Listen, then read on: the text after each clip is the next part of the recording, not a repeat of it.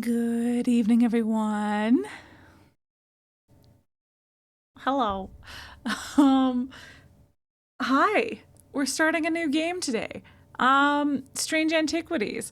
Anyone who's been following me for a while will know that I played Strange Horticulture on stream, and I really, really enjoyed it. It's a really good game. If you haven't played it, I recommend playing it. It's just very, very satisfying, cozy puzzle game with like light horror elements. It's a creepy vibes, and it's great. So the sequel came out yesterday, Strange Antiquities, and I've been looking forward to this for a while. I think I found out about the sequel on stream. I think, or yeah, because I was like looking at info for it. Maybe I didn't find it on stream, but it was like close to a stream, so I remember talking about it and like looking at the trailer and putting it on my wish list and being like, okay, there's not a release date yet, so who knows.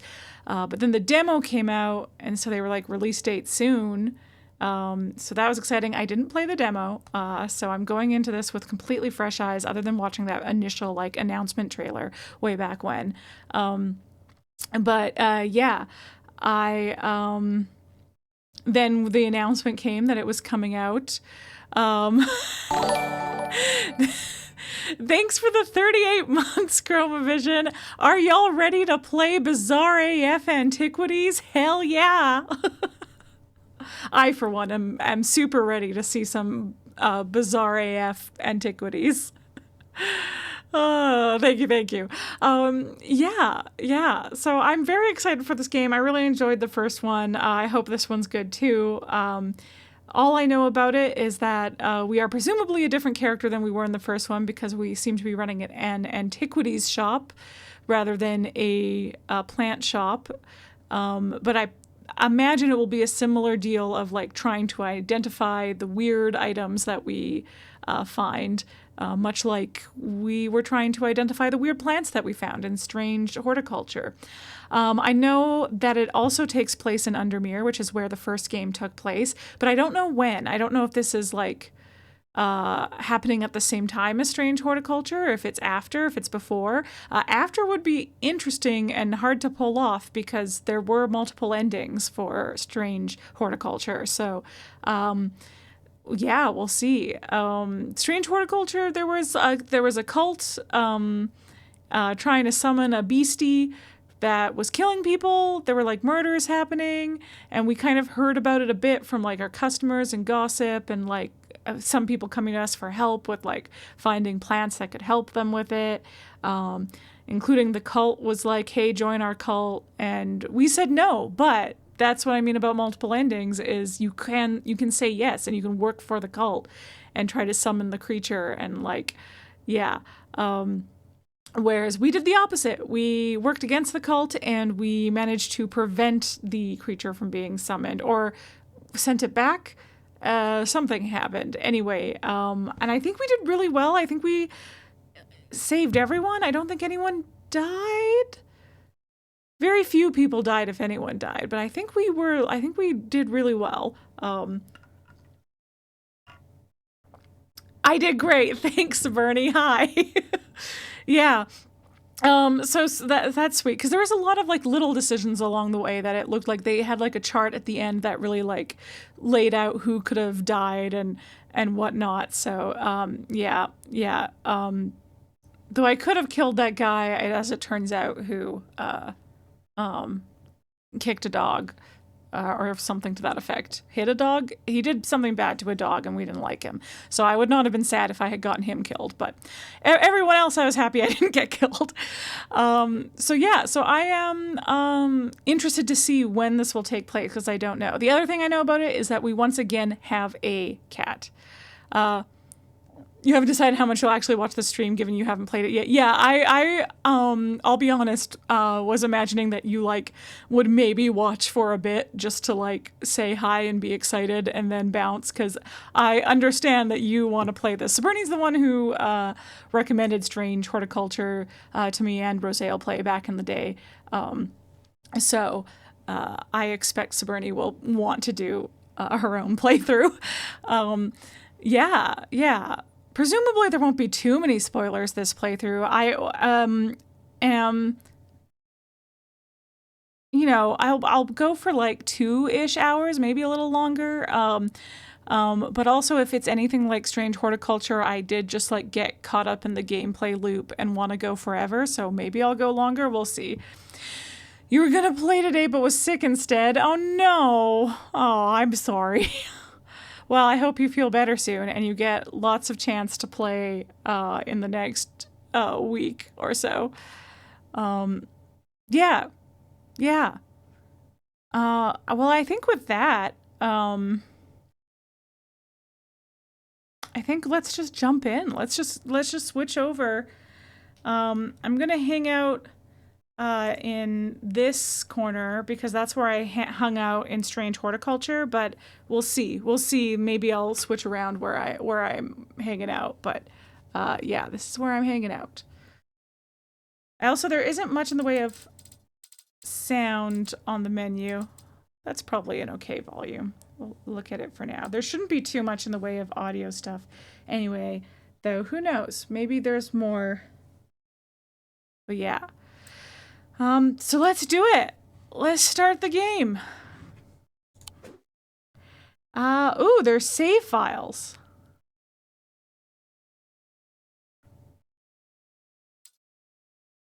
There's a save from... I did start the game just to load it up, but I didn't actually press start game. So did this count as me... Did this count as me doing a play? All I did was... We're gonna clear save just in case, I feel like, because I didn't actually do anything. I just played around in the menu to make sure I had everything set to what I wanted to. Could you maybe have multiple games going at once? Ooh, as a thaumaturge's apprentice, there is a lot to learn. Every object must be treated with care, and it is important to identify the harmful from the harmless, the potent from the mild. I am in front of those words. Oh no, I'm going to be in front of words again. Okay, hold on. It was only supposed to be a temporary arrangement when Eli left the shop, Strange Antiquities, in my hands. None of us knew that by then the pendulum was already swinging with a terrible certainty that could not be stopped. The ravens were an omen. Oh my. Oh my. Oh, they're loud. A circling unkindness of black wings and cheerless cries that seemed even then to signal the start of a rising dread. Not rising dread again! Oh no, oh no, oh no, oh no, oh no. Hey, on my Monday, strange, very relatable mechanic. Yeah. There was, okay, you know what? Yes, I will press that soon. Look at this, look at this, look at this lovely. Oh, it looks so beautiful. Pet the kitty! Hey, you know what's in, oh my god, they have a different icon for petting the kitty now. I'm gonna do it, but if you check my channel point redemptions,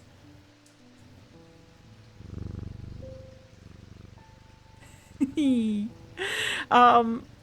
notice that there is a redemption to pet the kitty. I do want to let you know that, hey, thanks for the redeem. I did try to look up what the cat's name was, and what I found was Jupiter. I don't know if that's correct, because I was scared to look into it any further. So I will change it if I discover that that is not the cat's name. But right now I have it as Pet Jupiter. But if I'm incorrect about the cat's name, I only did some light Googling. I didn't want to spoil anything, especially because it's like, you know, a puzzle-y game. So who knows? I'm gonna take this opportunity though to kind of switch around where some things are, because right now it looks like this corner is pretty chill. That may not be the case.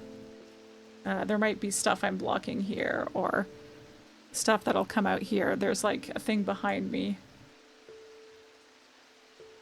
Maybe I'll just have to make several scenes that have me in different corners, and then I just and then I just switch between them as I do stuff. So that's where I'll leave me for now. And then let's... Hey, it's a Thursday! Hey, look everyone, it's Thursday! Okay, where's the chat box? Let's adjust you a little bit. That's today! It is today! Hold on, I am also going to... Are you the timer that I want? Yes. Okay, just in case somebody...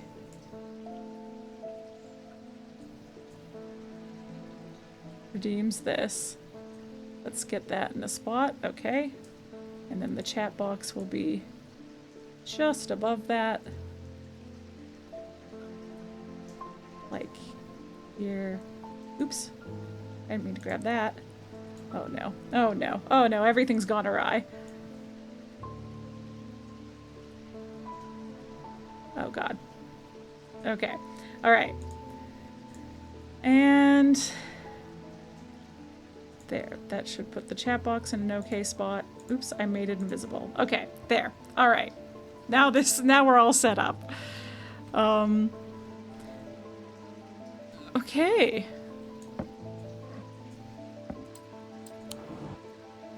Okay, okay, the drawer's up there. That's very good.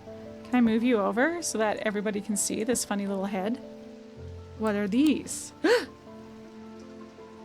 What is this? Oh, okay, this is how I explore. What are these? Okay, I mean, I should... Here's the map.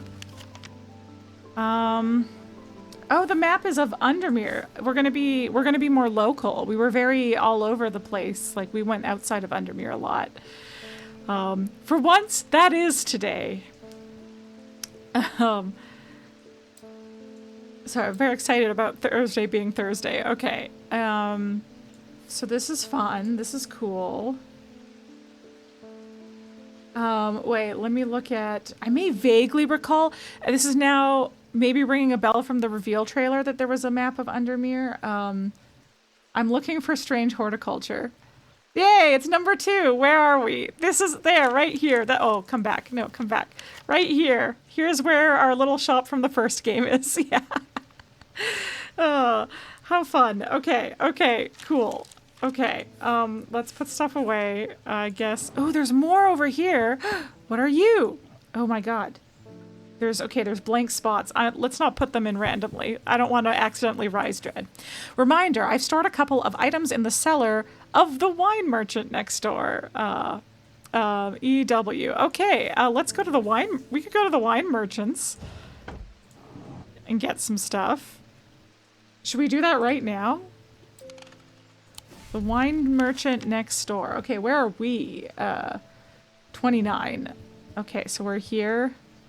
Is this next door? Is this the wine merchants? Hee! Ha-ha! We're killing it. Okay. The proprietor, Mrs. Cranmore, begrudgingly grants me access to the cellar when I explain that I'm from Strange Antiquities next door. Yes, well, take the lot of them out of here, would you? I can't say no to Eli after all he's done for me. Oh, I clearly have an accent. Right, we're in, like, fantasy London.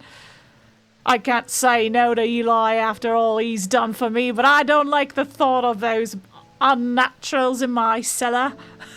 I don't know what accent that was. Flawless. Okay. Item discovered. Oh, I'm so excited for the new... It has the same little bling sound, though. Okay. 3 fun items. Where did they... Okay, they're here. Do things hang out here? Is this just a plant? Okay, okay. Cool. No, that was that. Where did I... What's this? Wait, I have to show you what happened. I turned this crank. It looked like this, and then I turned this crank. And this came out. What are you? There's a whole other area over here. Okay, okay. Yeah, I think we're just gonna be switching back and forth between these two. Are these the forbidden items? Between these two screens. Okay, so there must be more over here. Oh, okay, a scale. So weight will probably be helpful for introducing stuff. Oh, I can cover... Oh, okay, so that's how we're gonna weigh things. Okay. I don't know how I'm gonna organize this yet. Okay. Okay, well, I'm gonna go back over here. Is this the Rising Dread? What do these symbols mean? Okay, and then this... was there an up as well? No, there's just a down. Okay. So this is where this was. Now let's look... Ooh. You can use shift to bring up a magnifying glass. At any time? Can I do that up here as well? I can. The most important thing to see. Okay. And then on Thaumic fields, like thaumaturgy, Thaumic, I'm gonna say. On Thaumic fields, all Thaumic objects produce a field of sorts. Although invisible to the naked eye, they can be observed by placing an object over a Thaumic lens. A diurnic field pattern. These fields are not fully understood despite attempts to study them over the years. Okay, let's put that here. So does the magnifying glass count as that? Okay, wait, it looks like we have 4 spots that this thing can go in.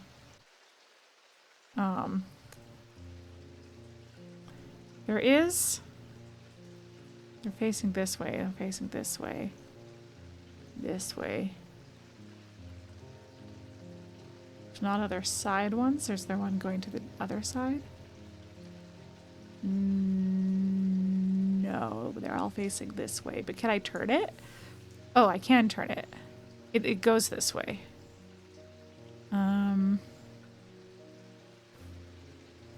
There's one on the bottom. Oh, there's 2 on the bottom.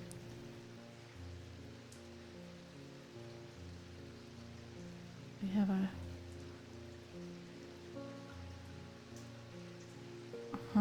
okay. I feel like it goes here. No, because that's that one. No. Okay, so it's not.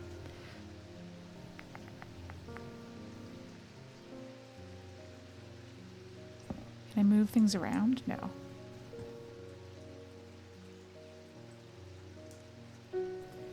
Should there be 2 here?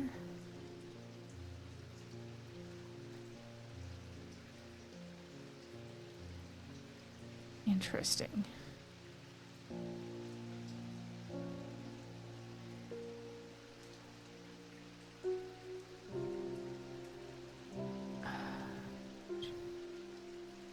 Fox. Yeah, because it should be like the circle, the OC symbol over here. And therefore the... I also like the tail waving on the screen. Just like Jupiter is still there, or whatever my cat's name is still there.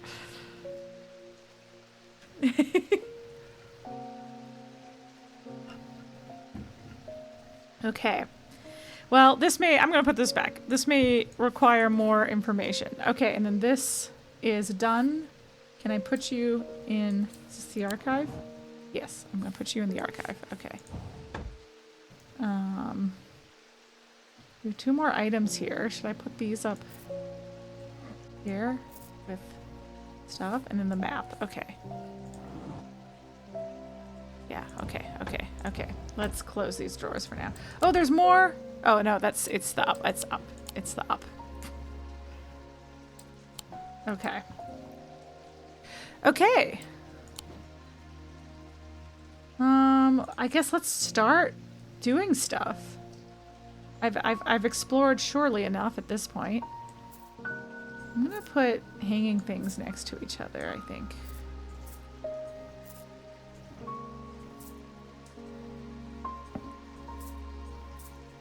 I'm gonna start immediately reorganizing.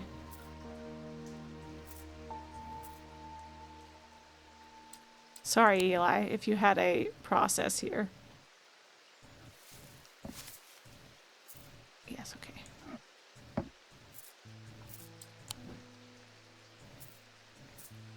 Okay. Okay, I have so many over here. Let's put a few. Let's put a few over here. Ah! Okay. There. There, okay.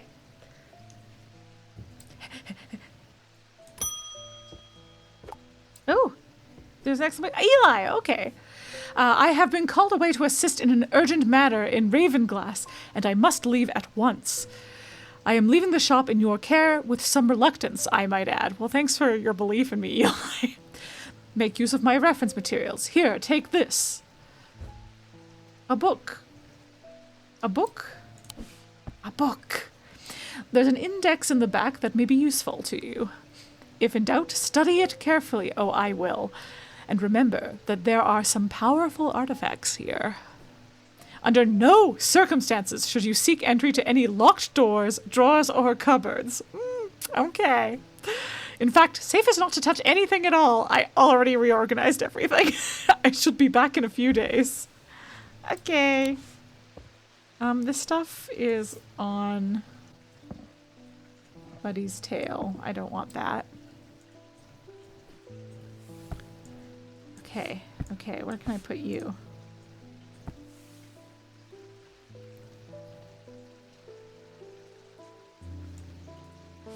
Wait, can I inspect it? Oh, there we go, okay. Ooh. Ooh.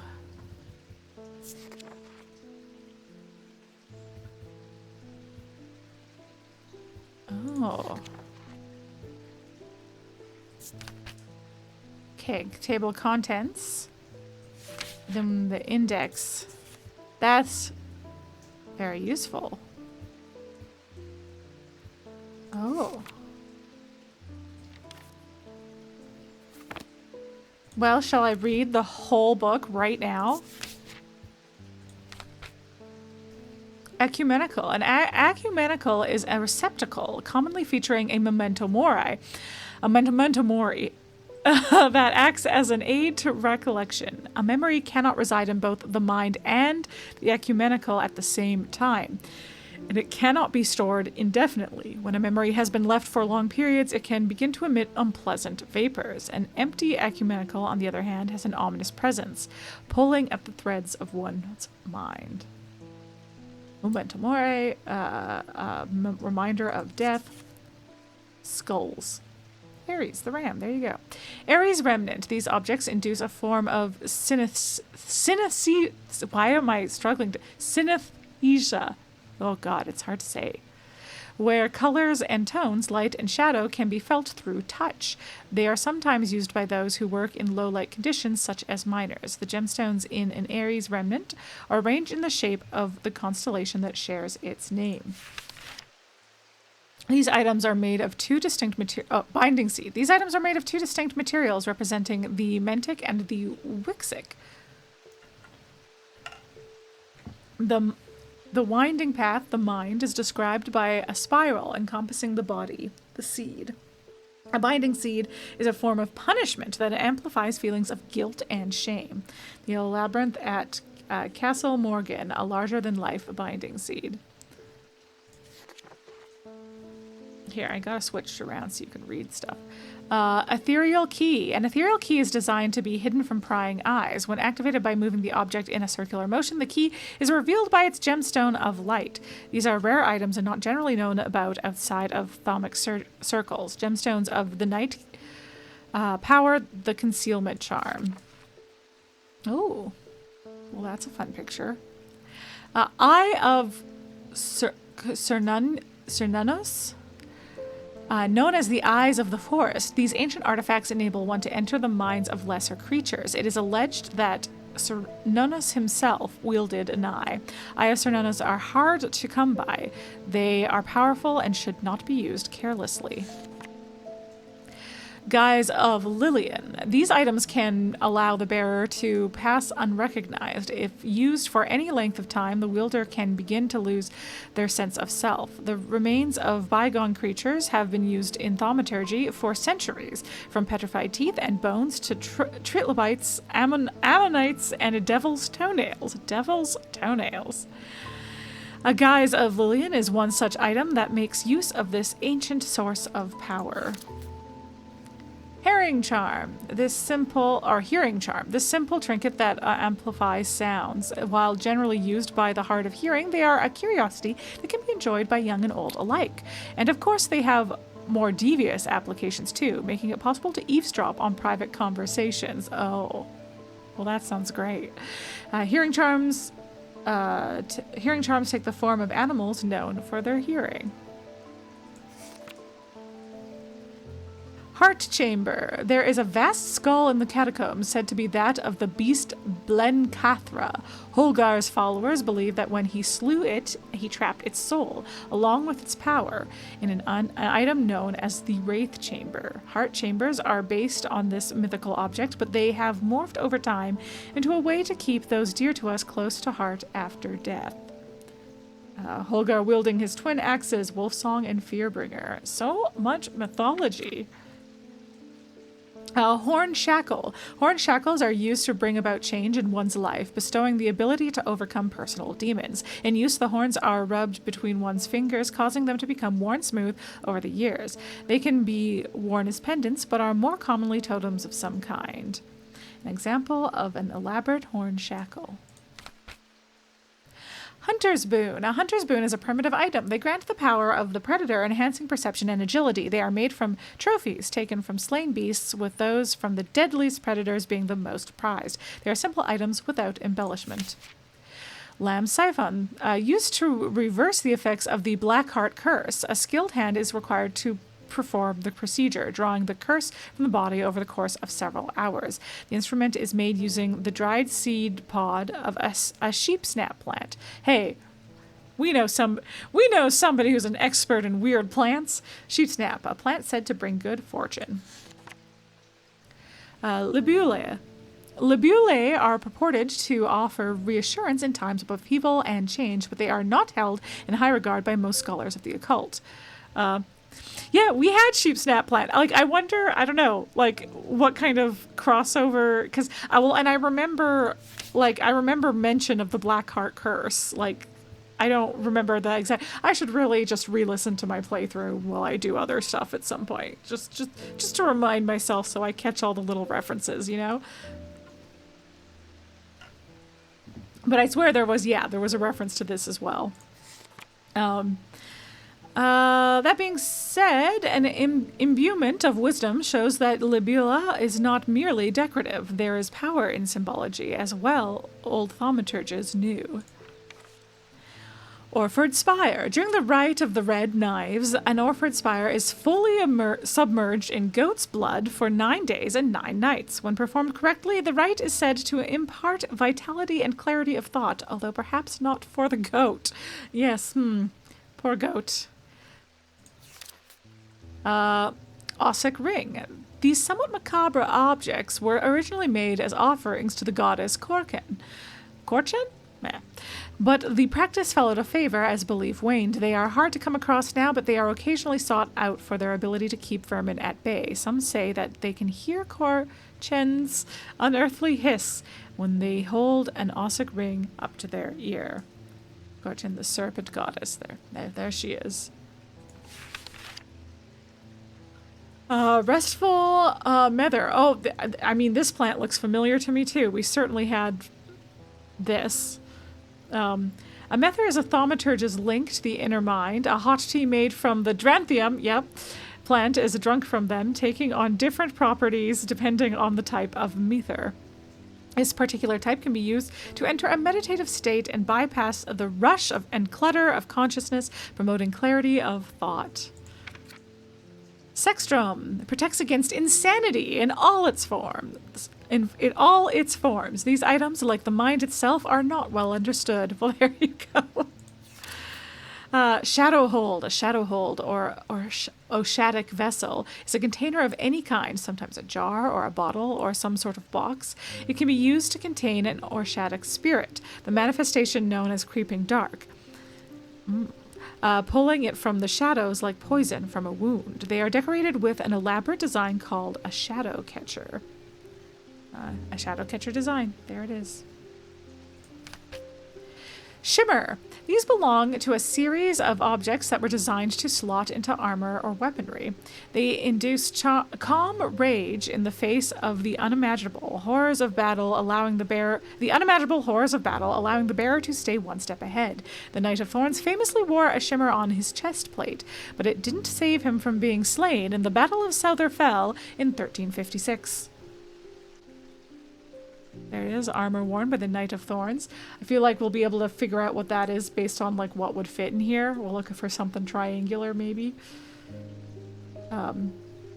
Yeah. Silent breath. There are those that consider the white hart a prize to be claimed, but there is no glory to be had from killing such a noble guardian of the forest. A silent breath contains a small token taken from a living white stag. While the stag lives, the item will retain its power, allowing the bearer to sense danger before it arrives. The white stag, guardian of the forest. Voice of Cernunnos. The name Voice of Cernunnos is used to refer to any bronze torque that has certain imbued properties. With skill, such an item can be used to read the patterns of nature that are otherwise hidden to us. Cernunnos is a pagan god of the forest and nature, typically depicted as a man with the antlers of a stag and often wearing or holding a torque. There he is, Cernunnos wearing his torque. Zia, worn about the neck to place them closer to the heart, these innocent-looking items instill a sense of fear and paranoia. They can be difficult to remove. Zias are made of any single material except wood or clay. Okay, that feels like a way we're going to be able to identify it. They typically have no symbol or other writings upon their surface. Is that it? Yes, we're into the index now. Okay. Okay, this is great. This will make it so much... I won't have to reread through everything necessarily. You're right. I should pet Jupiter. Thanks for the redeem. Aww. And you're right back to sleep. It's a nice rainy day again. Okay. Now, can I ever have it just like... Okay, okay. I will say my downside to this version of reading the book is that I can't just have it. I was able to just have it out in the book and like work on multiple things at once in the OG. I do miss that a little bit. Gosh, because look at all of these symbols. Look at all these things. Okay. Okay, okay, okay. Oh, and it's going to keep track of our visits and stuff. Okay, this is nice. Okay, I'll read this. The Thaumaturge. Eli White. Eli is a thaumaturge, a collector and curator of powerful objects. Objects that to the untrained eye may appear dull and lifeless, but that in the right hands and armed with the right knowledge can be a gateway to so much more. For Eli, the quest to unearth and understand each new object has been the driving force of his adult life. As owner of Strange Antiquities, Eli is a stern master. Don't I know it? He knows firsthand what can happen if the right precautions are not taken. He doesn't tend to show much emotion, but he does have a more tender side. A side that is most reserved for the store's cat, Jupiter. Jupiter was right. Okay, great. Thanks, Internet, for telling me that. Aw. Aw. No, that's all right. You might be all right then, Eli. But yes, visits, day one. I have been called away to assist in an urgent matter in Ravenglass. Okay, yeah, we know that. That's just what we have here. But yes, as you shouted out, you can see that we have a card for Jupiter as well. So let's look at that. Hi, Jupiter. Jupiter is following the mouse. Jupiter is following the mouse.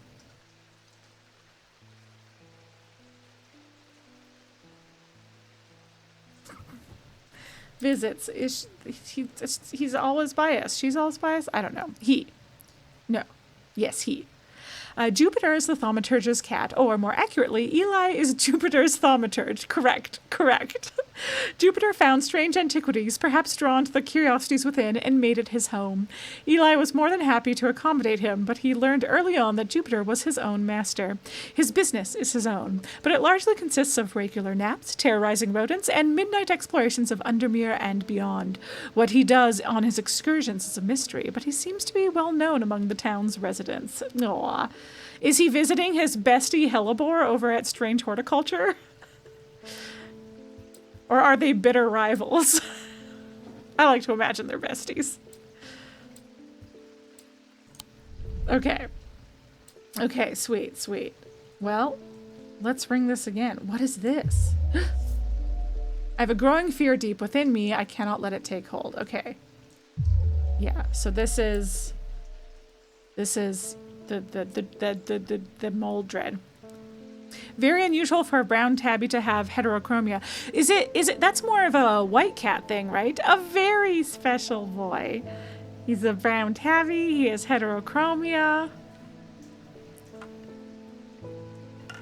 Or like white cats, or like, I don't know, I mix up all my like lynx points and whatever, violet points or whatever their names are, but lighter kitties. Yeah, more common with white kitties. Yeah, I feel like that's where I've seen heterochromia in cats before, is in like fluffy white cats. Oh, sorry to startle you, Jupiter. Thomas Pope, congratulations! Today's the day you meet the great Thomas Pope. Okay, all right, that's me. I'm a man of two loves, fresh mountain air and a little white dog called Hamish. Okay, well, you can't be all that bad then. But I reserve some room for laughter among friends and shops with cats in them. Okay, all right, you're endearing yourself to me. If you would be so kind, I'm looking for a replacement for my hunter's boon. Yep. Okay. Ooh, use this to inspect them. Okay. Oh, this is so much more.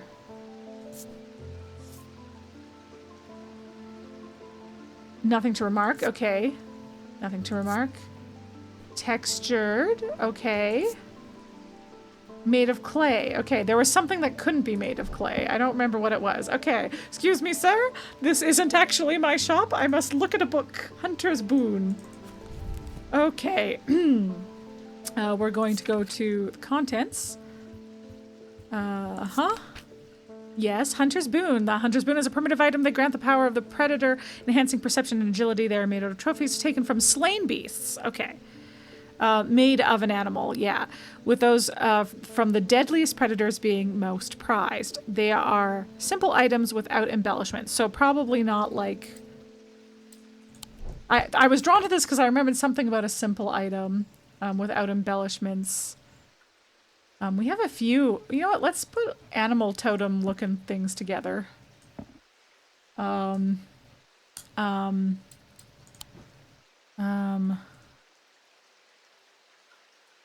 are you? What are you? I don't know that it'll be shaped as an animal because it'll be... Ooh, this is fun. This is also... What the fuck is that? Terrifying. Okay, I'm gonna try and put things more... Like a tooth or something, yeah. Well, and I was wondering, so like, is that count as like a horn or something? Let's look through stuff. Okay, I'm gonna put these bottles together, and I'm gonna put these freaky things up here. And then...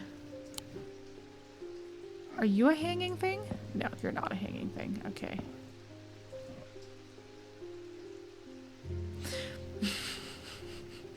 Are we gonna talk about the eye pendant just looking around? I don't think we have to worry about it. I think it's fine. Okay. All right. What do we got? Could this be... They're supposed to be simple. This could be maybe a tooth. Let's inspect it. Okay. Yellow-brown. It's a yellowy white color. This is yellow-brown. This is yellow-white color. Okay. Smooth but with hard ridges. Nothing to remark. Smell. It gives me a sensation of power. Okay, this doesn't really sound like it. But you also look like you could maybe be an animal thing. You're not that simple.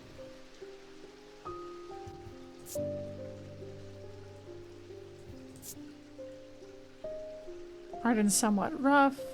Or a fabric. Engraved detailing. Cheap metal, probably of some kind, probably pewter. Bone. Okay, it's bone. Brown fabric of some sort. Okay, I'll think about you. I'll think about you maybe being bone.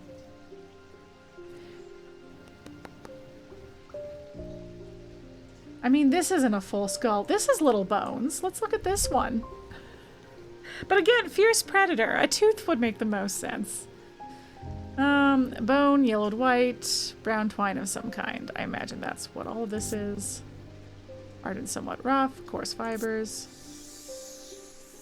Soft sound like a serpent's whisper emanates from within. You think it looks like a tooth? Sense of power would fit what it does, right? I mean, yeah, I'll read the thing again after I've looked at everything, because I forgot if it said anything. My main thing I remembered was that a cat came from an animal and that it's simple, which it does fall into that.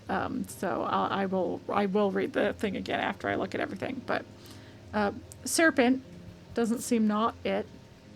It has some evil quality. I do not like to hold it. Okay, that seems not right. Okay, I just want to look at the eye because I'm interested. I have nothing to remark. My inner perception has nothing to remark on the weird eye. Nothing to remark. Cool and smooth. I'm stroking the eye. That would weird me out. Green marble and iron. Okay, it's just green marble and iron, Catherine. I don't know what you're worried about it. There was one that said it made a hissing sound from the serpent goddess. That makes sense. Yes, I remember, and I feel like the shape of that is right for that. Okay. I also want to look at you. What the fuck are you? Iron gray metal flecked with dark red. It's not rust, it's blood. Like, what the fuck's that all about? Substance flakes off and leaves a mark on my fingerprints. Raised detailing. Cool. Nothing to remark. It has a... Does it? Does it have a strange energy about it? Okay, I'm getting distracted by other stuff. Sorry, Thomas Pope. Hold on. Where's my book? Let me look at Hunter's Boom again.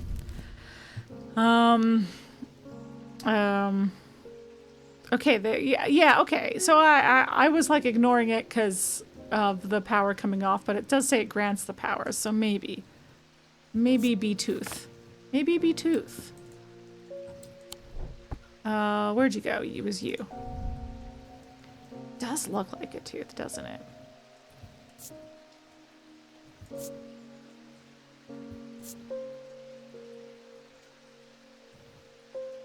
It's like we don't seem to think it's bone, though. But I guess technically teeth aren't bone. Teeth are something else.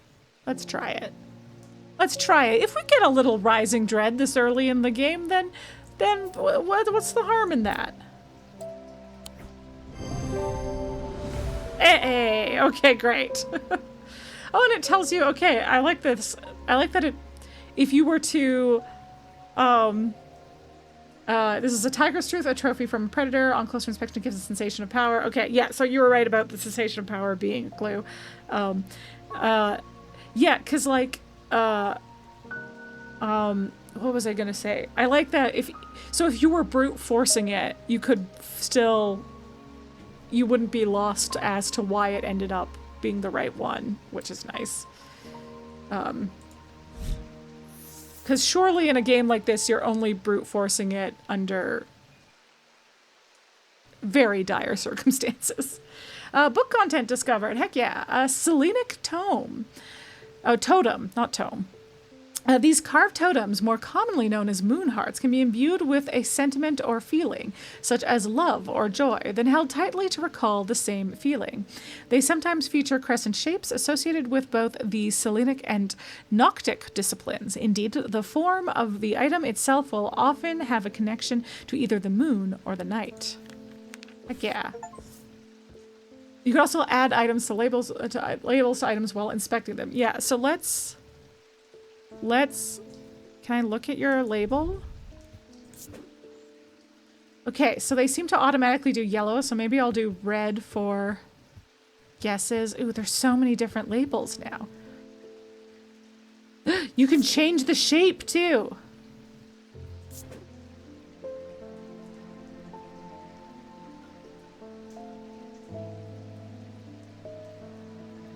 I don't know what to do with icons. Oh.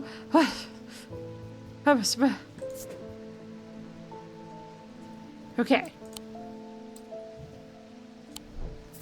Okay. Okay. Okay, okay, okay. Well, this one we were thinking of Snake Goddess Lady, right? Which I forget what it was called. Oh, and it's checked off for us. That's nice.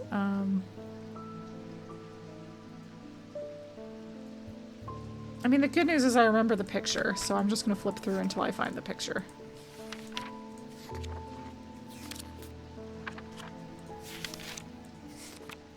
Oh, he's got... Wonder if I should look through these. See, this is why I want to be able to move it like I could in Strange Horticulture. Oh, and I guess I should look for something with... It certainly won't be this exact picture, but something with this vibe of just like... I don't know. An ornate whatever. Just boom. Okay, there she is. Yeah, because there's this twisty thing around, and maybe that's what the bone thing. Ossic ring. And then a ring. Okay, these somewhat macabre objects were originally made as offerings. Hard to come across. Sought after for their ability to keep vermin at bay. An earthly hiss when they hold the Ossic ring up to their ear. Okay, did you have an unearthly hiss? It sure does. Okay, Ossic ring. We don't need that. We have a cat. Yeah, exactly. Exactly. He's got it. Ossic ring. Let's put red for we don't know that that's what it is. Okay. Okay. What else? What else jumps out at me here as something that we could... I guess I don't have to get too excited yet. I can wait. I can bring more customers and they will tell me what to do with stuff. I don't think the plants are anything. I'm just gonna put them off screen for a little bit. Sorry. Just to give these a little more room. Do you think you're something? What's your deal? Like, could you be the thing? You look like a kind of elaborate demon-looking thing.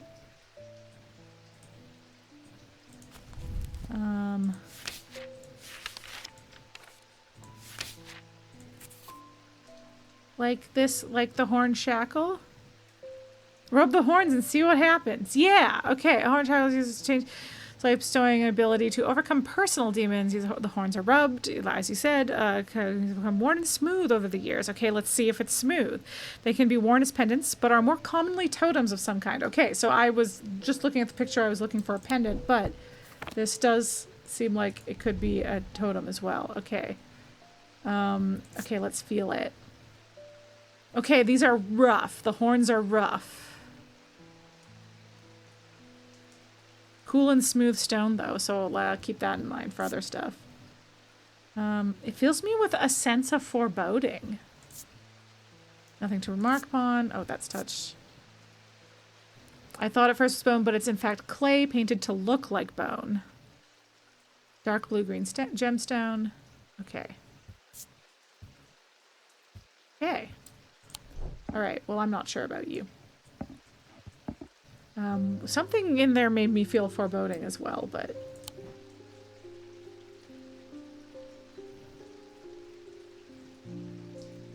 Well, you know what? I feel like a few of these could do that. Okay. All right, let's bring the next customer. We'll do it in order of customer. Jack Hungerford. The nights are drawing in again. Dark shadows hide dark deeds, or so my father always used to say. Seems like the shadows have grown darker since he passed 2 winters gone. Oh, I'm sorry, bud. A creeping dark has set up in my house. I'm told a shadow hold will draw it out. Oh, yes, I remember that. There was a thing.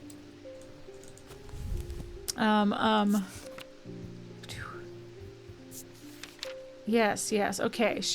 Yes, okay. Shadowhold or Oshadic vessel is a container, okay, of any kind. Sometimes a jar or a bottle or some sort of box, okay? It can be used to contain an Oshadic spirit, the manifestation known as Creeping Dark, pulling it from the shadows like poison from a wound. They are decorated with an elaborate design called a shadow catcher. So, okay, I think we're looking for this. I'm going to take a little picture of it, for this design specifically being on one of these jars. Oops. Okay. I don't really see anything. I guess you are kind of... Oh, no, you are? Are you? Yes. You just have even more... You have even more going on around you. But it is the same design. It's just got even more on it. Oh, I guess I'll inspect it. I'll inspect it first, just to be sure.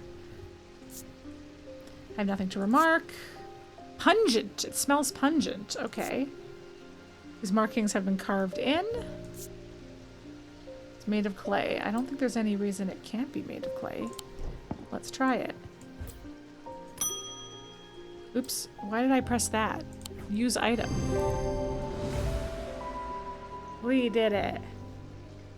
Item is a container of some kind. Design on the bottle is the same as the sketch. It sure is, kind of. All of this foofara on around the edge is extra, but this stuff in the middle is the same. Great work. Ooh, okay, Sunbond. A Sunbond is a small and lightweight, designed to be carried discreetly, and made of a non-precious metal of some kind, housing a gemstone of light. They carry the warmth and the light of the sun, a brightness that can pierce the darkest gloom.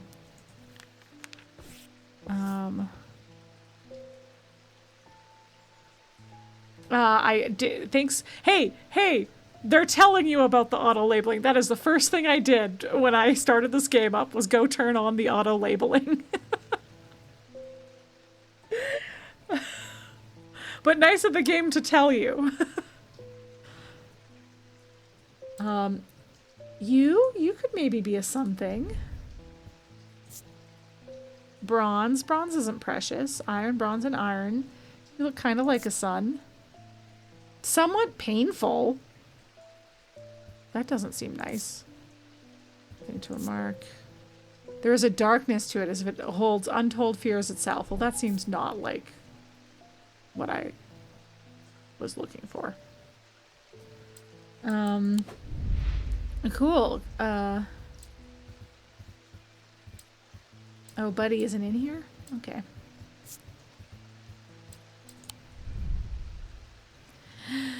Okay.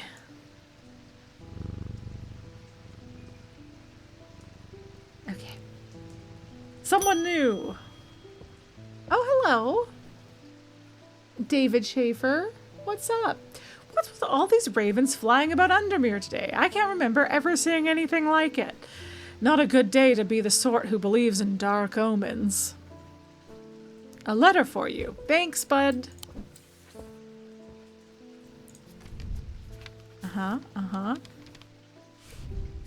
All right. We discovered some papers in a hidden desk drawer in the boatyard last night. Mr. Jones almost threw them in the fire pit, but I asked to take a look at them first. That man does like to burn things. They look old. Maybe there's nothing of much use here, but I thought of you when I came across an entry on the Shin. Charlie Weathers. Thanks, Charlie. Should I...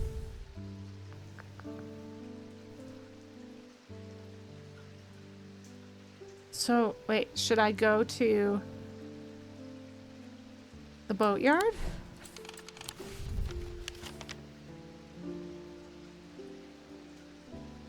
Oh, look. Oh, I haven't been looking at things with the magnifying glass yet. I wonder if I should do that. Jacob's Folly. How fun. Oh, hey, bud, indeed. Mary Bell, the boatyard. Okay. The yard has seen better days. A mess of broken and rotten timber covers most of the outdoor space that isn't taken up by upturned boats, slowly being claimed by the weeds. In the middle of all this, a man looks up from repairing a small rowing boat. You must be from Strange Antiquities, he says with a smile. He takes me into the dilapidated office where 2 metal buckets collect drips of brown water and a thin window pane rattles with every step. He pulls a sheaf of brown papers out from a desk drawer and places them gently in my hands. Okay. Ooh, book content discovered. Sleep vessel. 6 points of a sleep vessel are said to represent the 6 thaumic disciplines: Selenic, Dradic, Noctic, Diurnic, Wixic, and Mentic. They help people to stay awake beyond any natural limits by storing their fatigue. Over time and repeated use, they become more and more difficult to handle, as though the undreamed...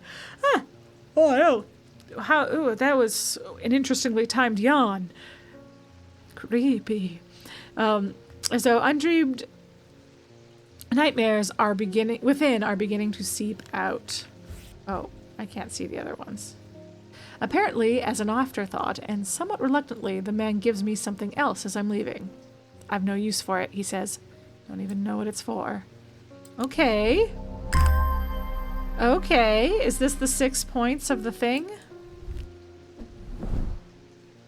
Is it the 6 points of the thing?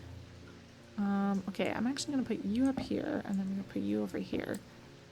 Oh, maybe you should go up here too. You guys all kind of look similar.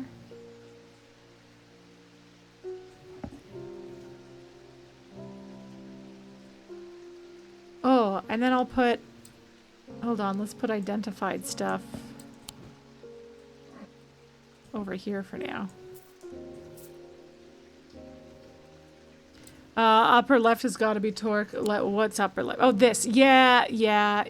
Wait, let's look at... Okay, wait. First, put you in the archive. Then let's look at...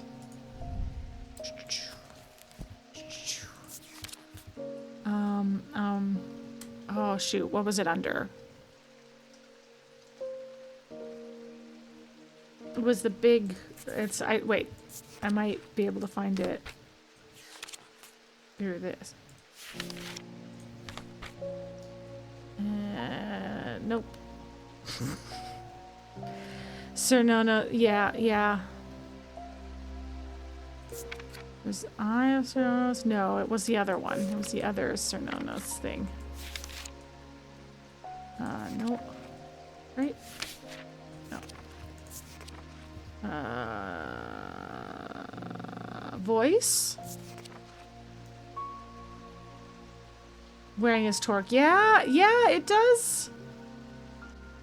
Yeah, is used to refer to any bronze torque that has a certain imbued properties. Okay, it could be bronze. Okay, hold on. Let's take a look at you. It's bronze. Uneven texture, sure. We don't care about its scent or sound, and no vibes on this one. Okay, so that was voice of Cernunos. Kernunos? Chernunos? Who can say? No, go away.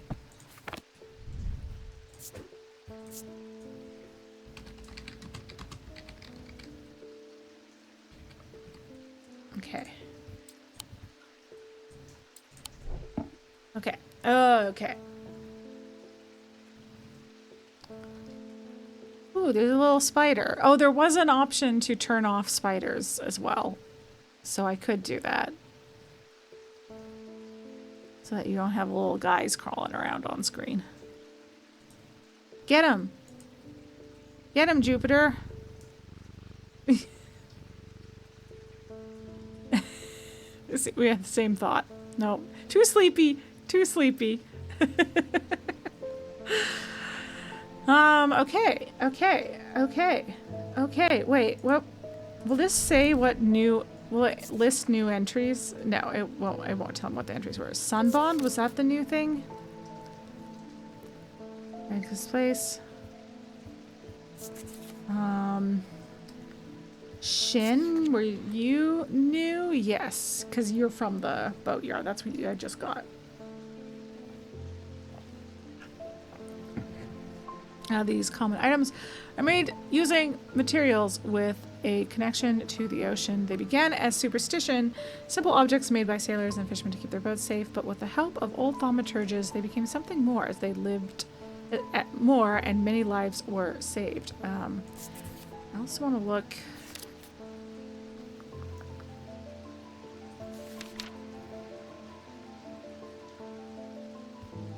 Was it the sleep vessel that had? Yes, okay. We'll stay awake. Okay, so that's the one with nightmares seeping out. Okay, okay. Because I wonder if sleep vessel is this buddy. Bronze. Cool and smooth. Nothing to remark. Sense of crackling energy. A sense of crackling energy flickers in the depths of my mind. I mean, okay, let me look at the book again. 6 points. They help people stay awake. Become difficult to handle. Like, it's not quite the same description, but I'll put it in red with a question mark. Yeah, that's exactly it. The vibes do feel like they should be worse. What was it? Sleep vessel? Was that what it was called? Anyway, we're putting a lot of question marks on it because I don't feel good about that. Oh, and good. You can see all the question marks. Okay. Yeah, sleep vessel. Okay. It's just because we got the entry and the thing from the same guy also feels like it's too good. What about you? What are your vibes? Could you be a sleep vessel? You got 6 points. Yeah, there's a few things No, you have 6 points. And you're covered in blood. Okay, I'm gonna look at everything with 6 points. Hold on. There is a darkness to it as if it holds untold fears inside. Okay, this one feels pretty good. By which I mean pretty bad. Hold on, we're gonna put Sleep Vessel on you too, but with no question marks. And then, hey, what's your deal? Oh yeah, you're the one, it has an energy about it. That seems vague and weird. I guess I will also label it, but with also many question marks.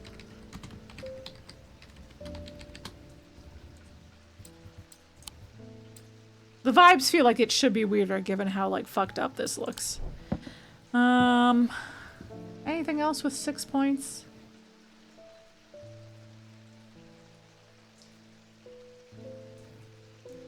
Think so.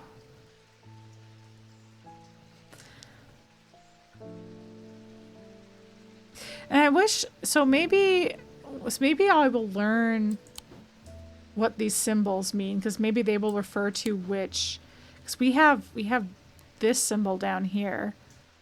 This, oh yeah, what were you again? I better keep an eye out for something that, like, is shaped like this, because maybe I can stick it in here.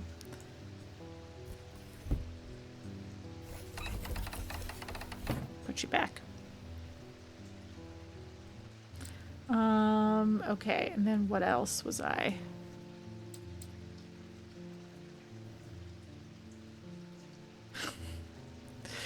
Sorry to interrupt. Your roommates might by happenstance make a food order perchance. So I actually still have a decent, I had some left, though, you know, maybe I'll want the rest of my leftovers for lunch tomorrow. So if you get something,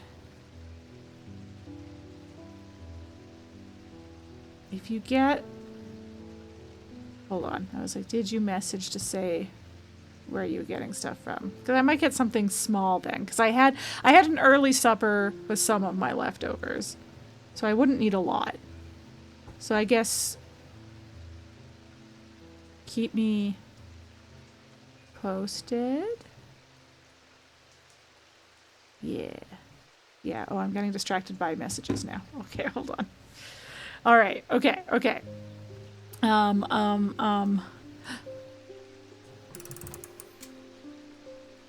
What did I just do?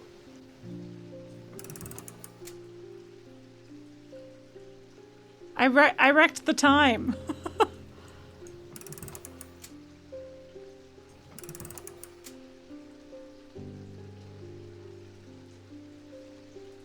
Is this doing anything to my... Okay, I was like, is it doing anything to the time over here? I don't think so. Well, it feels like... Ah!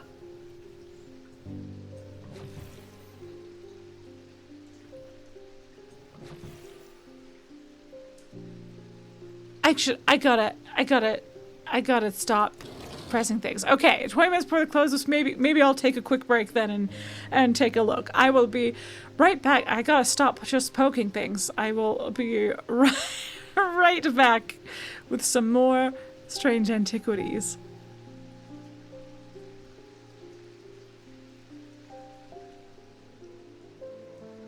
Greetings. I've returned. Wait, where did my headphones go? Okay. All right, now that I've been pressing buttons, okay, it does seem to stay at whatever I left it at. My thought is because there's like symbols carved into stuff that like that those symbols might mean the like different flavors of thaumaturgy, and that we'll be able to identify stuff based on what symbols are on them, but also the reverse might be true where we'll be able to figure out what the symbols are based on what we identify. Anyway, let's go. Stanley Hume. I want an Ossic ring. Ossic. That's a pleasing word to hold on the tongue. Dude, okay. We think it's this. We think it's this one. Yay! Made of bone, this item satisfies description macabre. Closer inspection confirms that a hissing noise can indeed be heard. Indeed. Just so. Okay. Evocant. These stone items weigh the same as a man's heart, according to popular myth. Okay. We're gonna have to find out how much a heart weighs. In-game, not just Googling it. But the weight of these items is nevertheless important and should not stray more than a hair from precisely 1 pound. Okay, so that the truth is a little less dramatic. It really is. Okay, so we don't need to find out how much a heart weighs. They are placed on the chest of those in a coma to draw them out. Interesting. Okay. These stone items. I'm going to start weighing items. Okay.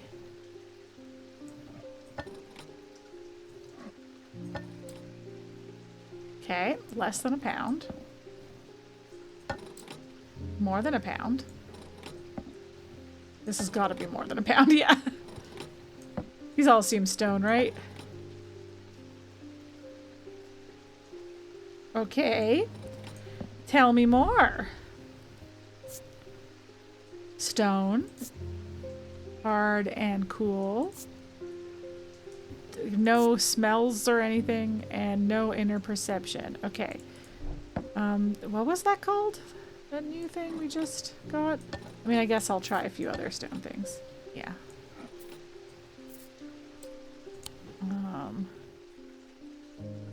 Were you guys wood or stone? You guys look wood to me. Okay, also Ossic ring, you can go over here. It is just whatever color you had it on. I see. Okay, so I could keep it. I could keep them. I could choose what letter I think, or what color I like best for it being right. So let's do green. Let's make green the we did it color.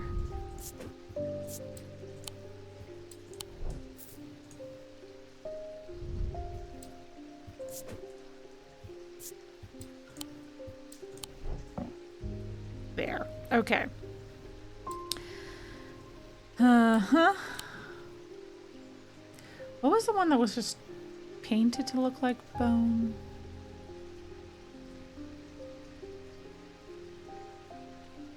Oh, it was this guy. Hold on, let's put you over here. You're not stone though, right? Yeah, it's clay. Okay. Okay.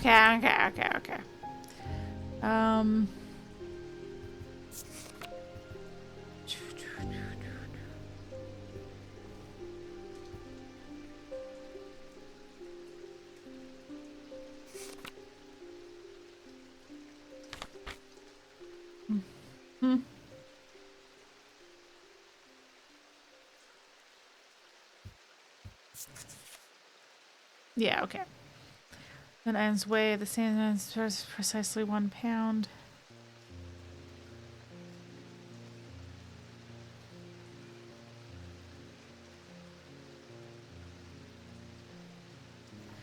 Okay. Well, it doesn't really have much else in the way of description, so. Wait. Evo can't.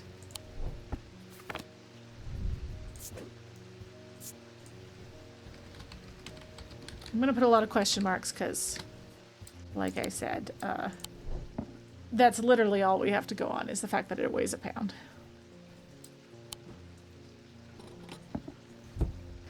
Okay.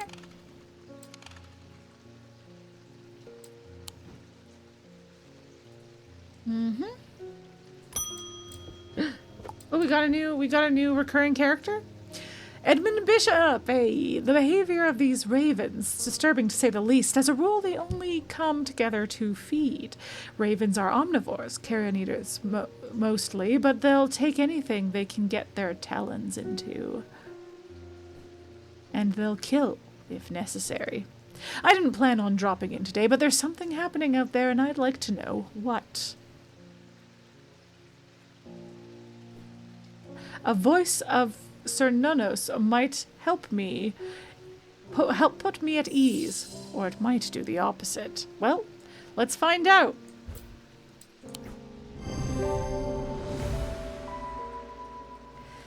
Yay, animated bronze appears to no, similar. Yeah, okay, yeah.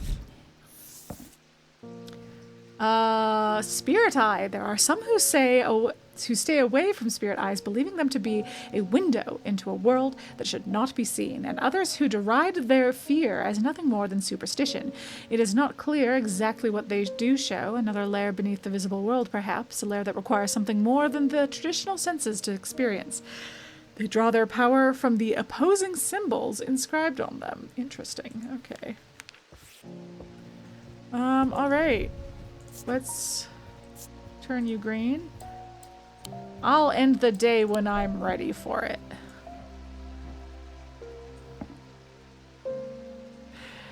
Okay. Okay.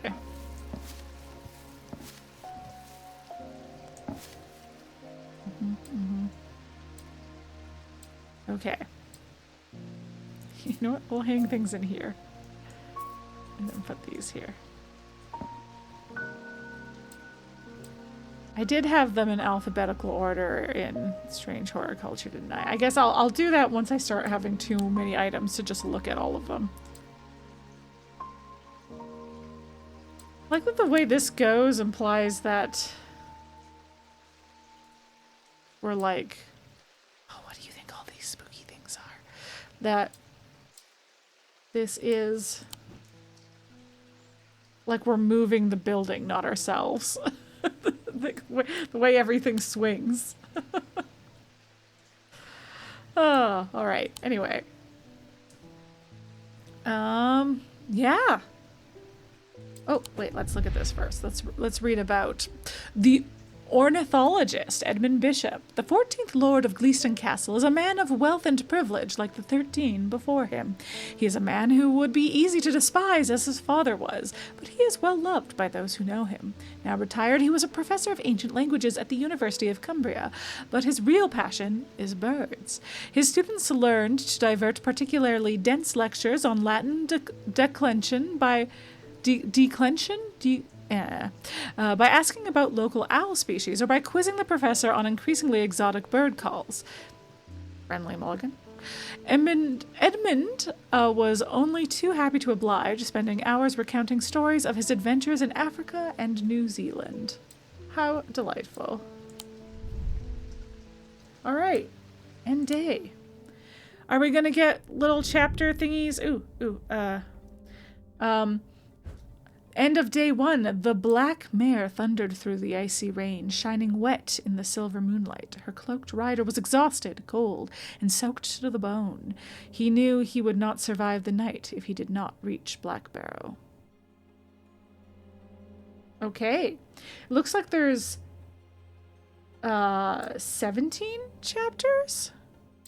Or 17 days? 3, 4, 5, 6, 7, 8, 9, 10, 11, 12, 13, 14, 15, 16, 17. I do know my Roman numerals. Okay. Okay. That's good to know. That'll help us decide when to stop. What's this? I'm doing this.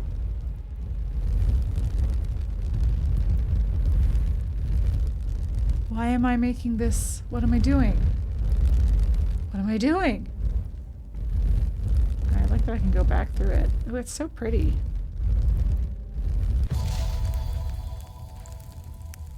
Shackles?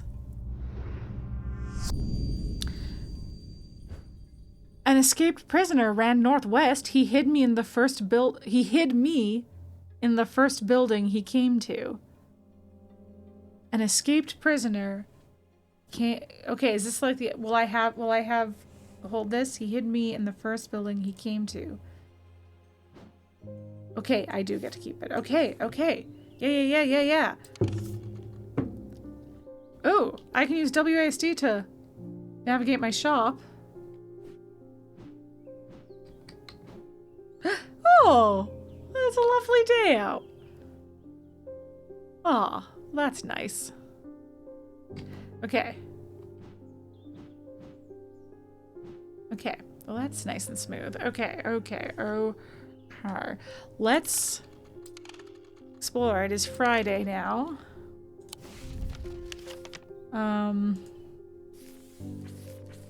Okay, see? I like this. I like being able to move things around. An escaped prisoner ran northwest. Do we have a prison?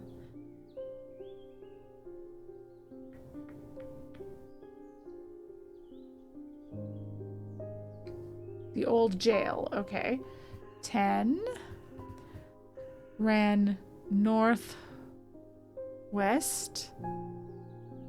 This building?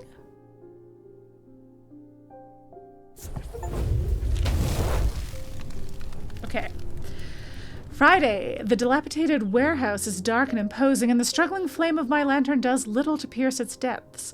I slowly search through its contents with a sense of despair, wondering if I'm even in the right place at all, when suddenly and unexpectedly I uncover something of value. More relieved than elated, I take the trinket back to the shop for further study and a warm drink. Ooh, cheap followers! We only want expensive followers here. Ah! Ban! Alright, okay. 1 second. I did. Oh, okay. No. Alright. Play around with some stuff. Okay. Okay. Oh!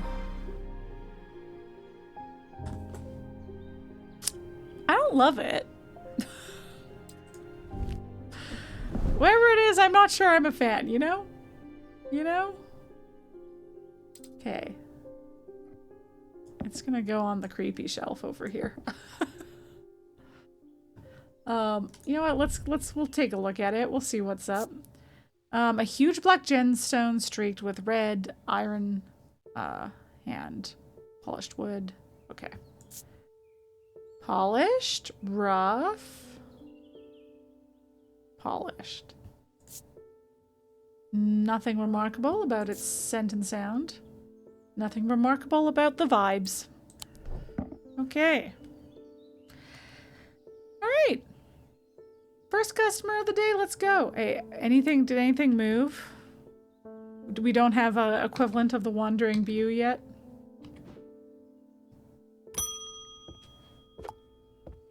Hello, Verona Green.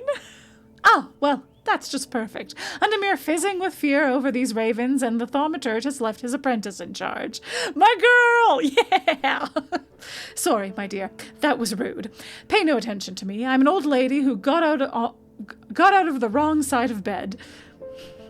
These ravens have got under my skin is all. Please, do let Eli know that I was looking for him next time you see him, and pass on my thanks for letting me borrow his copy of Hermetic Symbology. Will I get it back? Will you get back? Will I get symbols? Tell me more. Okay, so this is where all those symbols and the labels will be helpful. Yeah, Selenic, Dradic, Theonic, Noctic, Mentic, and Weixic. So those are the thaumic disciplines. Ooh, indeed. Cool. Okay, nice that they tell us also which each one. Selenic I knew was going to be of the moon because that's because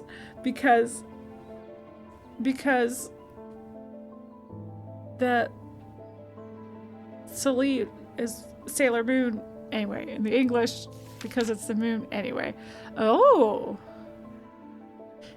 imbuements. Okay.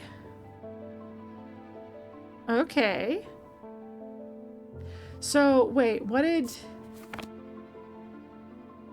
go away for a second. This has a weird symbol on it. A swirly, a circle plus dot. A swirly and a circle plus dot.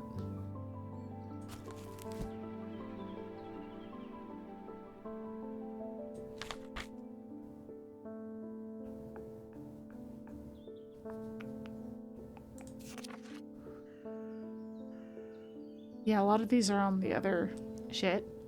Jupiter! Again, I know my Saturn, Mercury, Moon, Jupiter, Mars symbols from the foreheads of the Sailor Scouts. That's what appears on their head, and then their little things come out when they have their transformation sequence.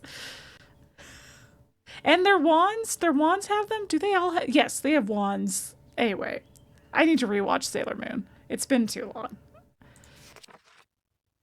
Okay, dot for summer, the circle dot thing.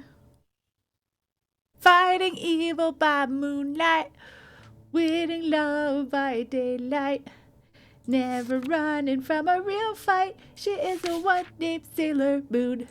Anyway, I'll rate it in. Okay, and swirly. So, rebirth. Wait, which direction are you going? You're going,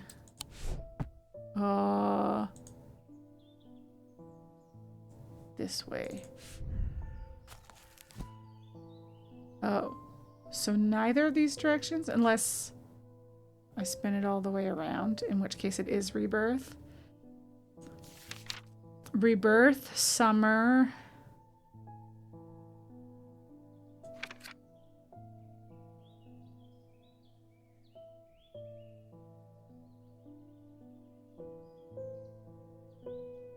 Rebirth, summer, maybe antimony.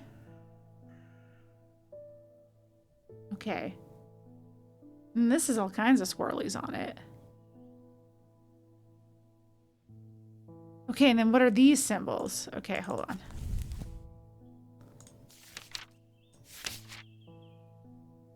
Protection, okay. So we have a nice little protection symbol here. But this has protection symbols on it. This has protection symbol on it. Okay. Okay. Well, anyway, I'm going to put this book over here for now. Let's read about our bestie, Verona Green, the occult scholar. Verona has been a constant in Undermere for as long as the streets have had cobblestones and the churches have had bell towers. She is respected and feared, which she revels in, and she is revered and admired, which she tolerates. Her knowledge of the occult world is second to none, and her expertise has steered the citizens of Undermere away from catastrophe on more than one occasion. The near misses of the Selenic Flame and the Woken Dendru are two such events that spring to mind. She is of the opinion that no problem is so great, no obstacle so insurmountable, that it can't be diminished by a properly brewed pot of tea. Yes, I was going to look up the date of, because we had a date for this, and I wanted to look up the date of Strange Horticulture to try and get an idea of when this took place. Because the Dendru was what we were fucking with in the first game.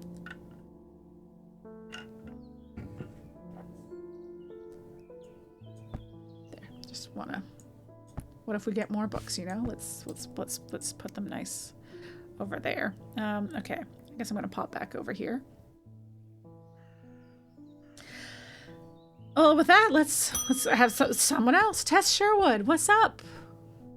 I feel paralyzed. I have no job, no partner, no friends, no prospects. Oh, girl, I'll be your friend. I heard a horned shackle might be the answer. Did ya? Did ya hear that? Okay. Well, let's read about it. Again, I'm new here. Bear with me. Horned Shackle. I mean, the name rings a bell. I definitely read about it. Oh, right. Right. Right. Right. Right. I thought it could be you, but you didn't have smooth horns. What about you? I have a strong sense of being watched. Oh. Need to remark? Yes. Thank you. Smooth, rigid. Maybe it hasn't been rubbed enough. Yeah, you're right. Maybe it just, it hasn't been used. Yeah, because this one doesn't, it's smooth on its face, but not on its horns. Bronze. Well, let's try it. Gosh, I didn't even label you?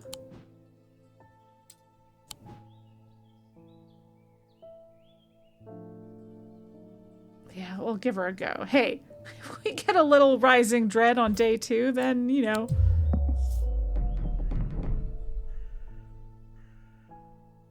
Uh-oh. Oh, it got us all the way into this symbol. Oh, I should look up what these symbols mean. Okay. So it's not that. Uh-oh, okay. Panic. This is fine. This is fine. Okay. Shackles are used to bring about change with bestowing ability to overcome personal demons. In use, the horns are rubbed between one's fingers. Yeah, I mean, you really should have smooth horns, shouldn't you? Okay. Well, let's keep looking. What if I haven't found it yet?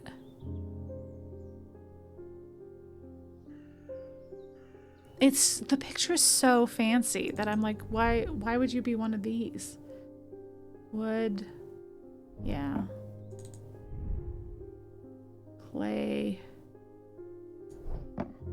You guys aren't. You're no good. You're just animals.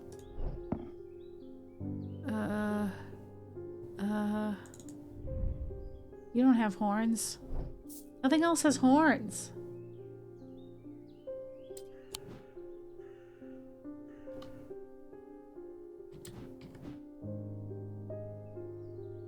Maybe I haven't found it yet? What am I missing clue-wise that I should be exploring? Have I not opened all of my things? I mean, I guess I could try. Yeah, your bone.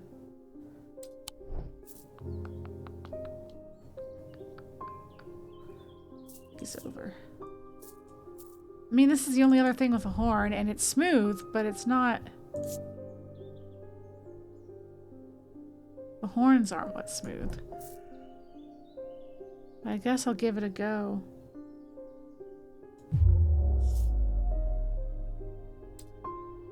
Ooh, that's right. I forgot about the magnifying glass. I forget how to use it. Oops. Whoa. Whoa, I can really focus in. What was the button to get the magnifying glass again? Shift. I pressed control. Oh, hey, hey. Hey. Hey. Hey. Okay, okay, okay, okay, okay. No. Stop that.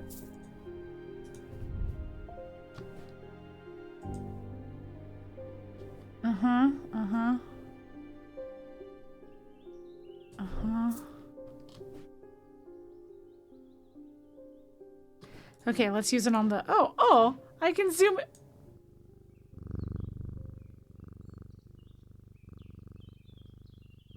Important. Okay. Okay, let's try... where's our map?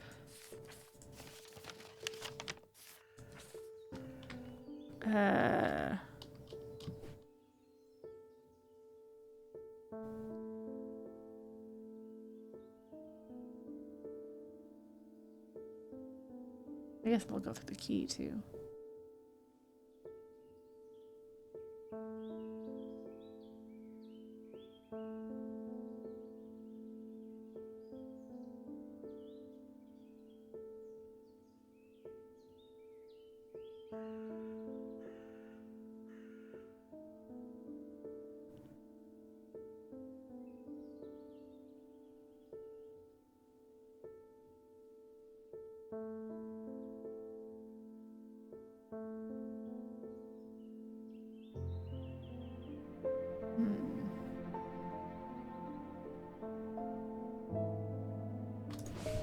Well, nothing jumping out at me. Sorry, man, we don't have one. I mean, I guess I'll try this. I really don't think it's this, though, so I'm just gonna die. Yeah. Well, I am thinking it through carefully. I just don't know what it is.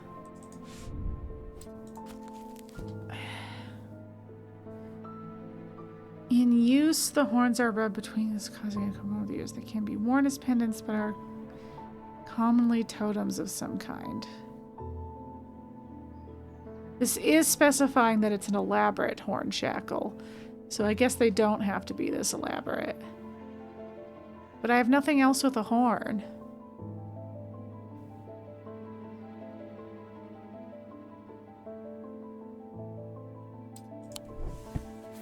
Maybe it's one of you guys?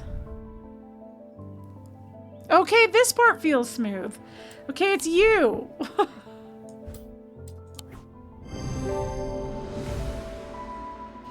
That's it's because I was only looking at the other thing, right? And I didn't realize I wasn't looking at touch when I looked at it.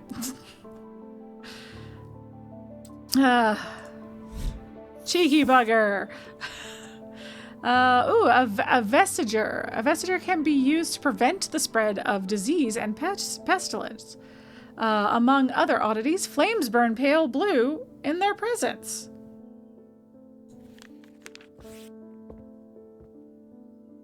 What? Tell me more.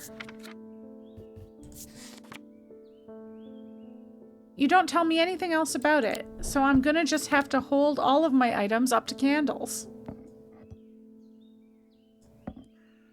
Because now I'm curious. You know? And I know probably what'll happen is I'll get an item and the candles will turn blue for a second, and that's how I'll know I've gotten it, and I probably don't have it yet, but I gotta check now. I gotta.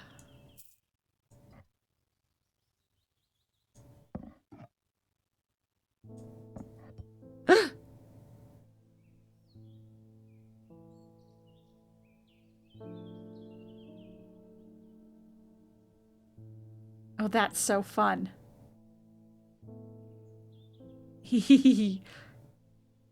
Okay, okay, what were you called? You were called Vestiger, okay.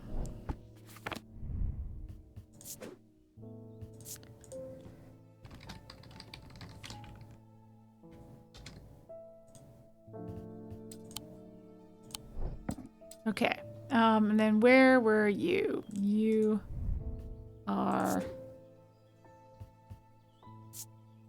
Well, you did turn yellow. Huh. Oh, it's because it's the default. I see. Okay. And I hadn't labeled it at all yet. Okay, okay. All right, no more Rising Dread. It's going to be fine. I do want to look at the symbols, though. Oh. Okay, I need to take a picture of them because they blur out on me. Okay. Okay. Oh no, this is the wrong book. I want this book. Okay. Oh.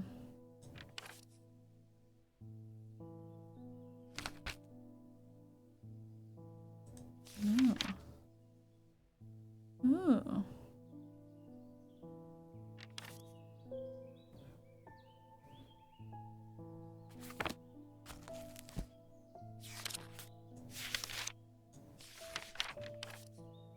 Is there something special about that one being... Oops. There's one page that's just like a little askew in there. 2 pages, I guess. They're a little askew. Insanity is the top symbol in the Rising Dread. The symbol we are currently on is fear, which does seem accurate. Below that is confusion. And then the first symbol is calm. So these are our stages, is calm, confusion, fear, to finally insanity. Okay. All right. Everything's fine. Hey, David Schaefer. At least the weather's looking a little better out there today. It is. Nice and green. Thanks for the letter. Okay. Good day. You might be interested to hear that my plow overturned a strange-looking object yesterday. Come to the farm and it's yours. For the right price, of course. Kind regards, John Royston. Okay. The farm. The Royston farm? Let's find out.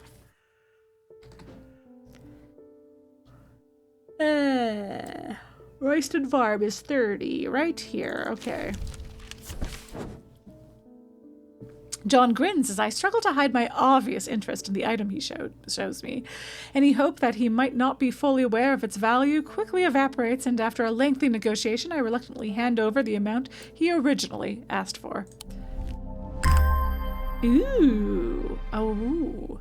Little raven totem thing. Okay, let's hang you up over here. Oh, and you know what? Tell me about yourself. Why not? Tarnished silver. All right, all right. Raised detailing. All right. Nothing to remark. Nothing to remark. Okay. Okay. Oh, I can put this in the archive. Julia Braddock. Ah, Jupiter, we meet again. Oh, I like her. I see she correctly greets the cat first. Our paths crossed late last night on Princess Street. We shared a moment before he slunk off into the dark, on important business, no doubt. I wonder if you can help me. I'm visiting my grandmother later, and I wanted to bring her something. Oh, that's nice. She lives all alone on the edge of town, out on Clanbrook Road, and I don't always manage to get out there as often as I'd like. Okay. I thought maybe a moon heart would bring her some comfort. Yes, yes, I see. I see. A moon heart. Oh, and the label is confused. So moon heart is not its name. Yes, thank you. There's an index that may be useful. That's exactly what I was going for. Okay. Selenic. See, if it had to be something Selenic. Okay. These carved totems, more commonly known as moon hearts, can be imbued with a sentiment or feeling, such as love or joy. And yes, okay, I recall reading this. They sometimes feature crescent shapes associated with both the Selenic and Noctic disciplines. Indeed, the form of the item itself will often have a connection to either the moon or the night. Okay, okay. I'm actually going to take a picture of this too because I want to have a good look at everything and have this entry open while I look. Okay, because I do wonder what are the Selenic and they're complicated symbols, so I don't know that we will have them just on Selenic and Noctic. Okay, okay.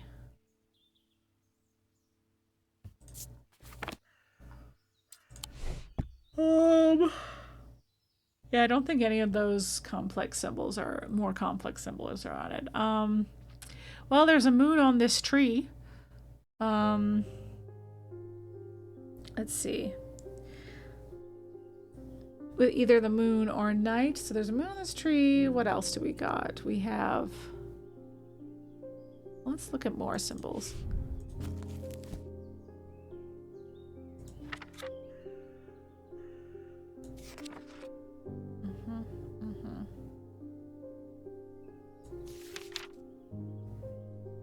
Because what's this other symbol on there? Because there's a silver for the moon. Right? Is that...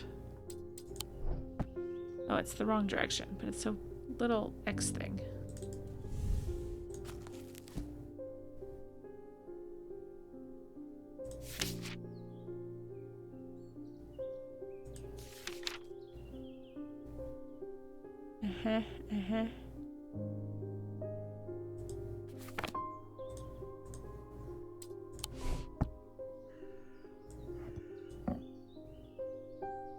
So can I see you at all? You just get so blurry. I want to look at both things at once. Well,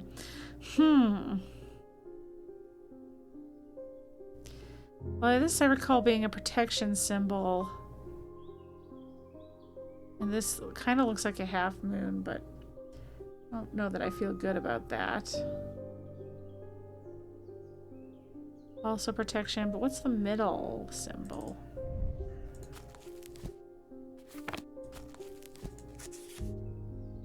Rain. Is that right? Okay.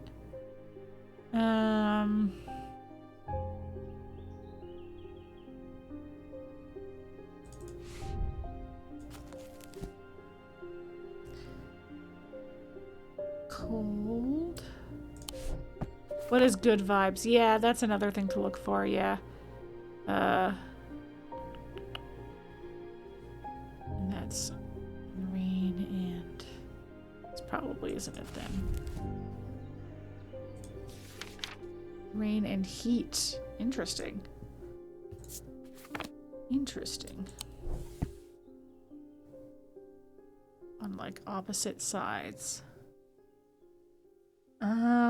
Okay, well, we might just have to start looking at things for vibes associated with the form of the item itself will often have a connection to either the moon or the night. This? You have a moon on you. Do you have good vibes? You have no vibes.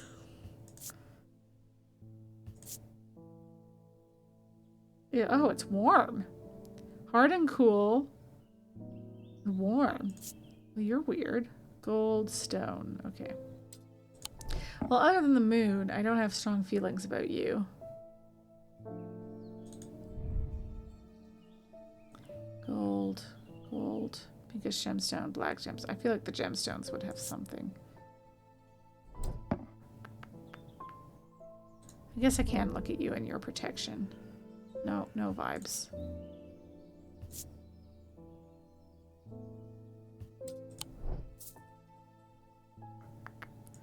A bat? Is a bat count as night? No vibes, though. What just ticked?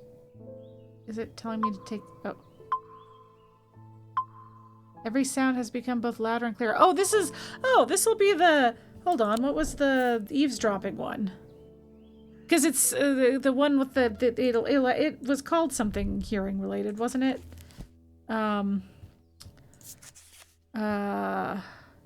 Hearing charm? Yeah, because it takes the form of animals known for their hearing, which bats are known for their hearing. Perhaps they don't see with their ears like people think, but okay, hearing charm. Listen, it's not what we were looking for, but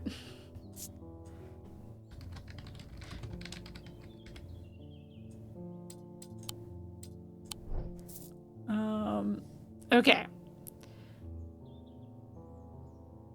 Owl has to do with night. I'm overcome by a warm, loving emotion. Okay, okay. And you know what? This owl has like a kind of moon thing. I wish we didn't already have so much rising dread. But let's try it. Let's try it. Yay! Carved totem, owl associated with night, has a concealed crescent shape. It sure does. Using the closer inspect tool tells me imparts feeling of joy. Yes, okay. All the things that we did clock. That's great. Okay. Ooh, Holgen Grim? Is that what that says? These eerie creations are worn by priests of Holgar in various rituals relating to death and the afterlife. The sacrament to ask for his protection, Wolfsong's truth to seek his judgment, path of the warrior to help the dead find their way. Cool. And you, we're just gonna real quick do that. And we're gonna put you over here. All right, lovely. Great work, everybody. Hi, Daisy Winters. A friend of mine, or former friend, I should say, has been stealing jewelry from me. Ooh, spill the tea, sis. Okay, 3 necklaces have gone missing over the past few weeks, including one that was a gift from my late grandmother. What the fuck? Do you have a suitable pendant that I could leave lying out for her to find that will teach her a lesson and make sure it never happens again? I will need to make a choice here. Yeah, there are no wrong answers, but my decision will no doubt affect the events in motion inside my shop. Okay, I need to look at Binding Seed and Zia. Listen, do I want to teach her a lesson? Sure. But I'm worried one of these will be like, and you're cursed forever. Okay, what were they? Binding Seed and Zia. Binding Seed and Zia. Binding Seed and Zia. Okay. These items are made of 2 distinct materials representing the mentic and the wixic, the mind and the body. The winding path, the mind is described by a spiral encompassing the body, the seed. A binding seed is a form of punishment that amplifies feelings of guilt and shame. So that'll be the punishment one. Zia, warn about the neck to place them closer to the heart. These innocent-looking items instill a sense of fear and paranoia. They can be difficult to remove. Zias are made of any single material except wood or clay. They typically have no symbol or other writings upon them. Okay, if I can find it, I think I want the other one. I think... Yeah, okay, let's calm down. I think I don't want to make them feel fear and paranoia. If I could find the binding seed, I feel like that will teach a better lesson. Okay, so once again, I'm going to take a picture of this entry so that I can have it open while I look around. Food hath arrived, perchance. Thanks, Chromavision. Okay. Binding seed. It's the mentic and the wixic, the mind and body. 2 distinct materials.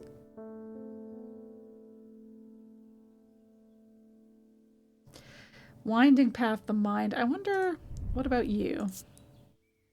I don't like how this makes me feel.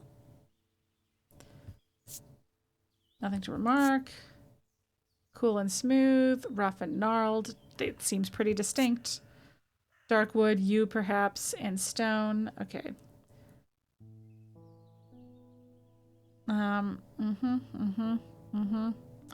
Okay. Dark wood and stone. I want to look up Mentic and Wixic for just a second.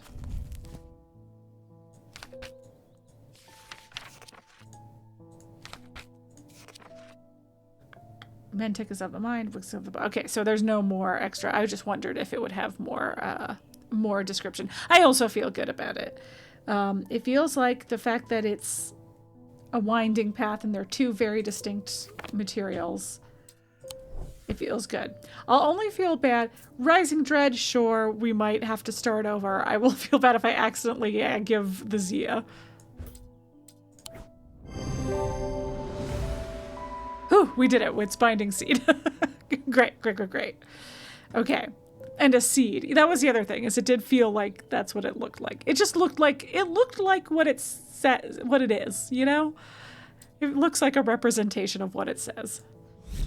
Okay, sweet. Shield Charm. Aw, generic charms of protection have little to offer the skilled thaumaturge, but can have some small effect. An Oshadic spirit or a wandering shroud will not abide them, for example. Such charms make use of the art of symbology, an ancient and some would say primitive component of thaumaturgy. They can be made from a variety of materials, though rarely precious metals. Copy that. Okay.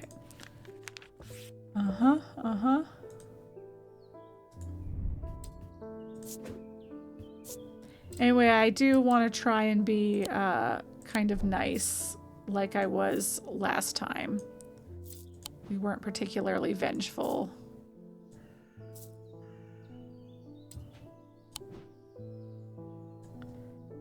You know, I'll do an evil playthrough of Strange Horticulture and Strange Antiquities sometime. But who knows, you know? Maybe the right thing to do was to really fuck up that lady. All right, let's do this. Yeah, let's try and... The cat insulting dog kicker deserved it. Yeah, what the fuck was up with that guy? So far, the people that have come into our shop have had, at the very least, been neutral on Jupiter, if not showing proper deference to him. Okay. They found a man just now in that house where all them ravens were. Oh no. A dead man? I wish I hadn't seen it, but I did. He was sheet white, but it was his eyes that were going to give me nightmares. Oh no. All black they were. Oh no. It was like he weren't there anymore. I don't need to wait around for another sign. Oh no. I'm taking my family to Sedberg and I'll be taking a libula to see us safely through. Okay. A libula. Let's not fuck this up. He needs it for protection. Okay.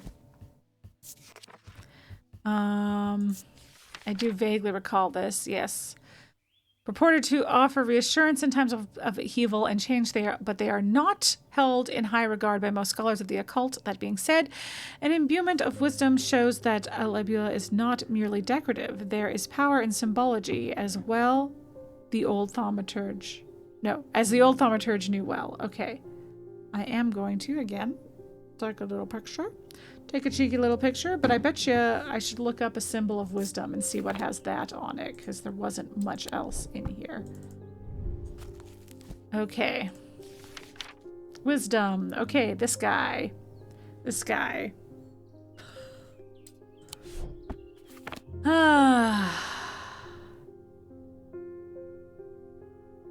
Anybody with this guy? Do I need to go searching for things?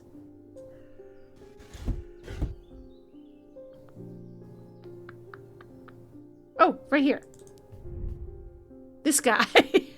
Okay, bronze. Nothing remarkable. Nothing remarkable.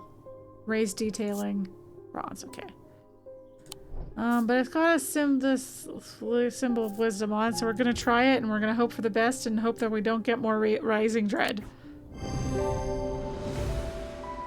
Okay. Then it truly was the only clue. Okay.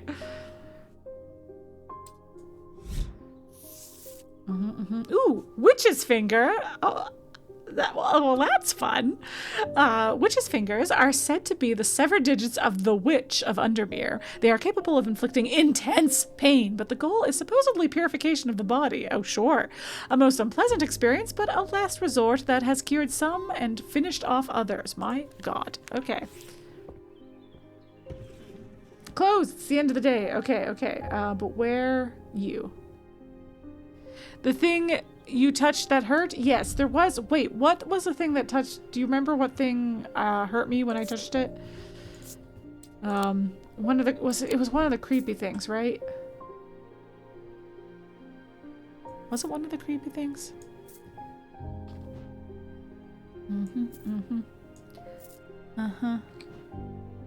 One of you guys.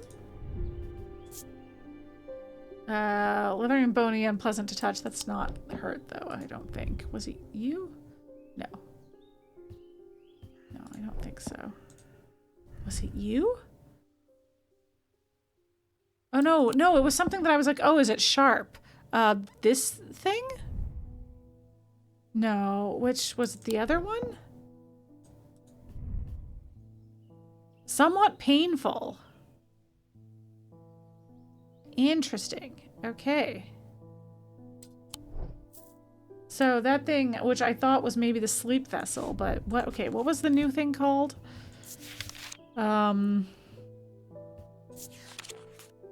Witch's finger. Okay. High Green Church, home of the witch. Oh, maybe I should go to High Green Church?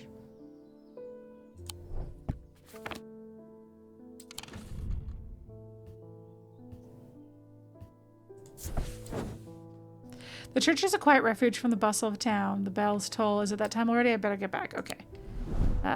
There was nothing there. Oh, I don't have to bring Will to explore anymore.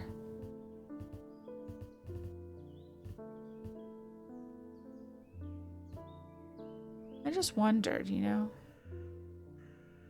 What was the name of the church? It had like a specific name, didn't it? High Green Church. Okay.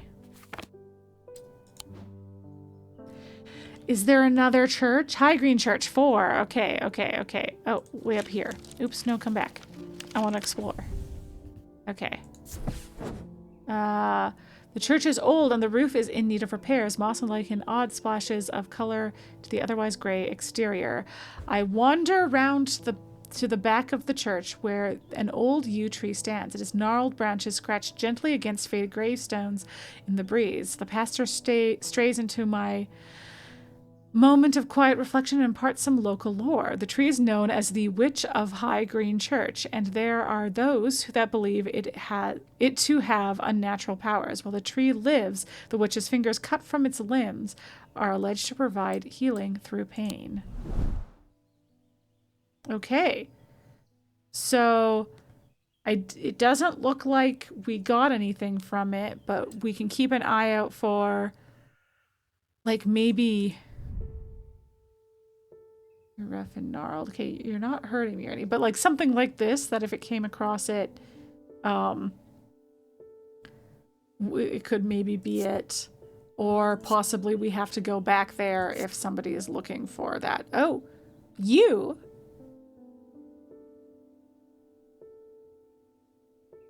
Did I look up these symbols already? I don't remember. I think I tried to and then I got distracted by other stuff. You, because it was you, right? That tree was you? Was it? Or am I thinking of something else that was you already?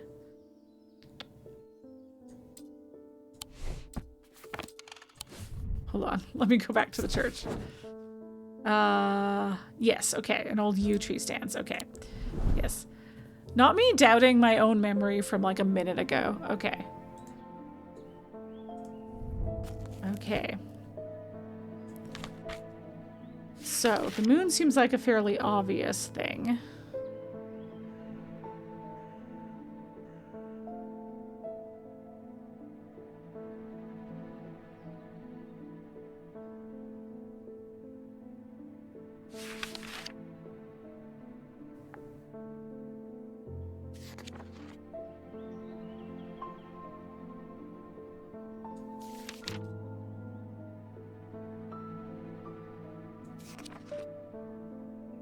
Okay, the other symbol's a witch sign.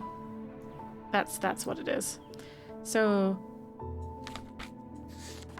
it's a moon and a witch sign. So I feel pretty good about saying, what do you call witch's finger? Yeah, okay. I feel like I want to call you a witch's finger.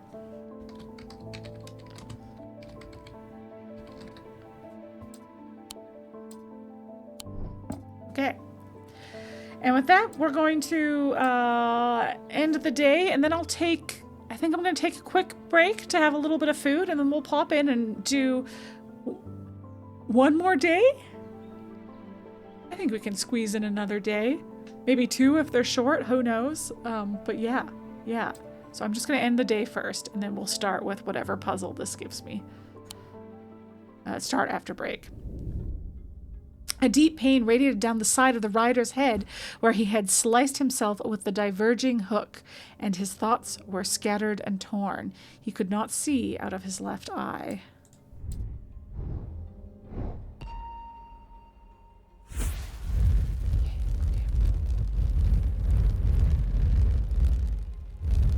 What we doing now? What we doing now? A key. A fella from Minecraft.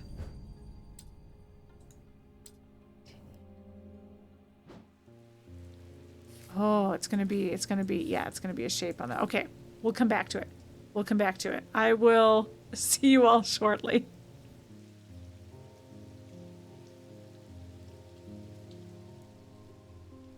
And I'm back. All right.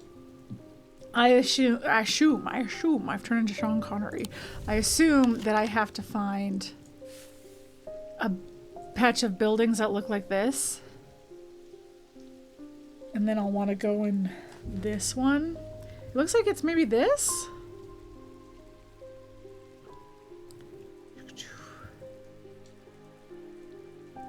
And so it would be this one.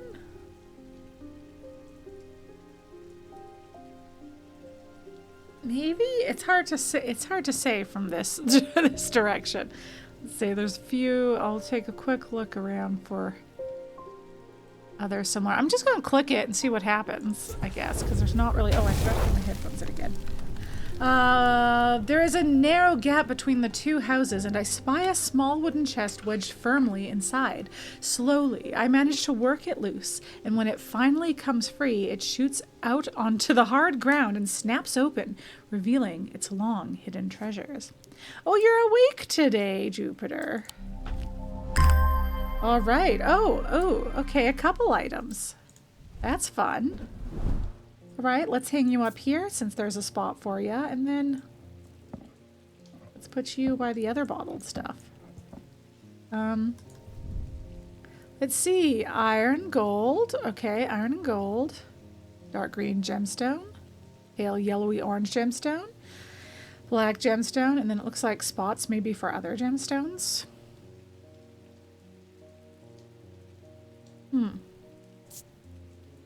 Weathered, hard and cool. Weathered, and cool, hard and cool. Okay. Nothing remarkable. Okay. And then you. A white hair. Okay. All right. Oh, pet Jupiter. Stop. Stop everything.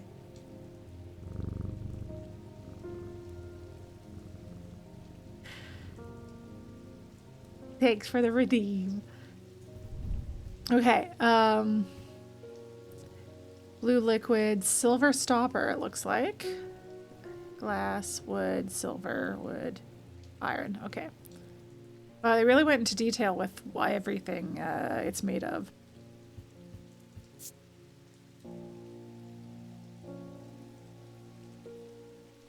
Okay, cold. Nothing remarkable. Oh, okay. Nothing remarkable about... Oh, the stand. I did turn auto labeling on. Thank you. Thank you. Hi, Rosale Play. Thank you for double checking. It is, in fact, the first thing I did. I remembered. Well, kind of. I only remembered because I just like went in to check the settings before I even started streaming, and then the auto labeling was there, and I was like, oh yeah. And the game reminds you, which is nice of it, because I remember how the first game did not, and I definitely had to be told about it. Okay, it seems to make the hair stand up on the back of my neck. Cool.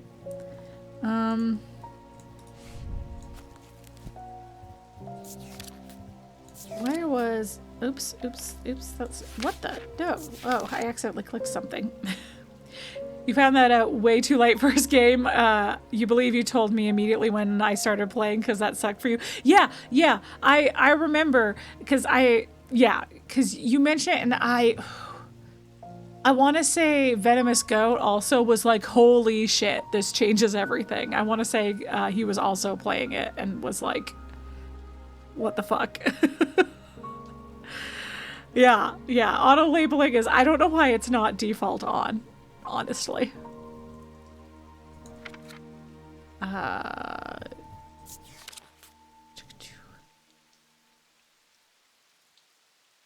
I just want to see. Okay, we're taking a picture. I'm gonna take a picture of this.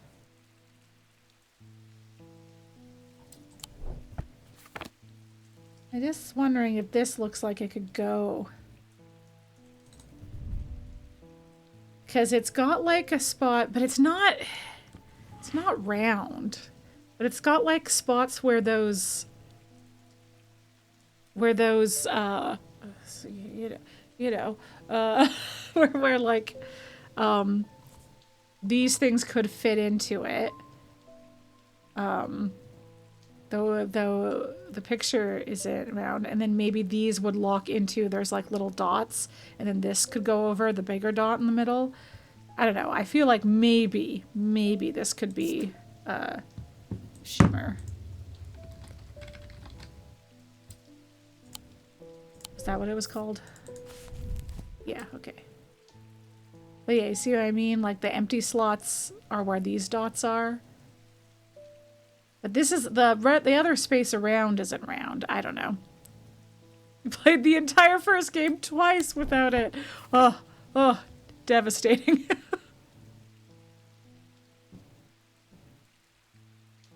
Okay. Yeah, let's see some customers. And look at how calm we are. Francesca Robertson. Good afternoon. No. Morning. Sorry, I'm a little distracted. I'm Francesca Robertson, a doctor of sorts. I assume you heard about Mr. Hungerford? I did. It seems to be the talk of the town already. I'm used to dealing with maladies of an occult nature, but black eyes are certainly unusual. I've heard of something like this before, but I don't see how it could be the same thing. Either way, I'm hopeful an evocant will have some effect. I had a guess for what this was, didn't I? This thing? Yeah, but I only guessed that because it was a pound. Well, let's try it. Let's rise some dread first thing in the morning. Or we could nail it. Item made of stone and, yeah. Okay, sweet. Hell yeah. Ooh, Daedalus Link. Daedalus Link. A Daedalus Link is a powerful object capable of producing a levitation field. Isn't that funny? The field is extremely fragile, however, so it would be prudent not to take risks. These items are surprisingly lightweight. Their designs vary, but they might point to some facet of flight. A feather, or the wings of a bird or insect, for example. Icarus's dad! Yeah, that's why I thought that was funny. That it's about flight. I feel like that is on purpose. Cool.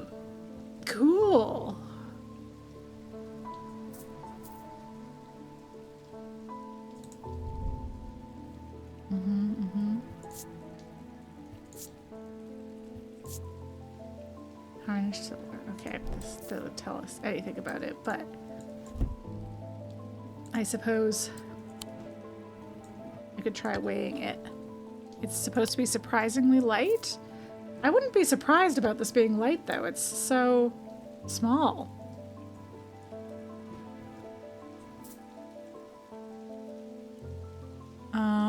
Oh, and I should... Yes.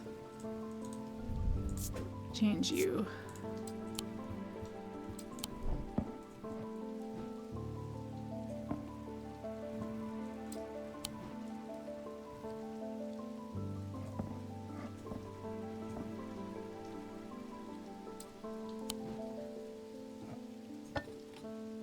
Okay. Now this, I'm surprised at it. I remembered one of them being lighter that I was like, surely, and it's hovering a bit. So maybe it's you.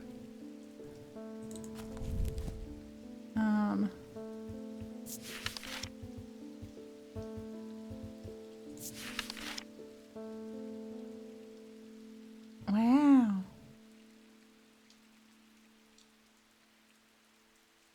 It doesn't really resemble, does it? Feather or blur. It's just floating on its own, which, you know, is kind of its own thing. So, okay. Let's do question marks, but say Daedalus Link. Because look, it's just a touch lighter still. Not even half a pound, and I'm surprised about that for a piece of wood. Wait, I forgot to spell Daedalus Link. It doesn't matter. It doesn't matter. I know what I mean. I know what I mean. Okay. Let's say what we have to say about the doctor, Francesca Robertson. Growing up, Francesca's father was her hero. When he died suddenly and tragically in a mysterious incident, nobody seemed able or willing to give her the answers she demanded, and she grew tired of being fed the same stories that she knew could not be true. As she entered adulthood, she learned how to find things for herself, and what she learned opened her mind to a world she hadn't known existed, a world of occult melodies and dark articles. She learned about Tormund's paralysis, Hobbes' fear, and the sapphire curse, and she learned that these melodies could be cured. Fun. Okay.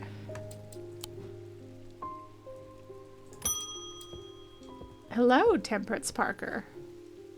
I had a quiet chat with Edmund Bishop and the Guilty Ram last night. Okay, Guilty Ram. He's always got an interesting story to tell, but last night he was different.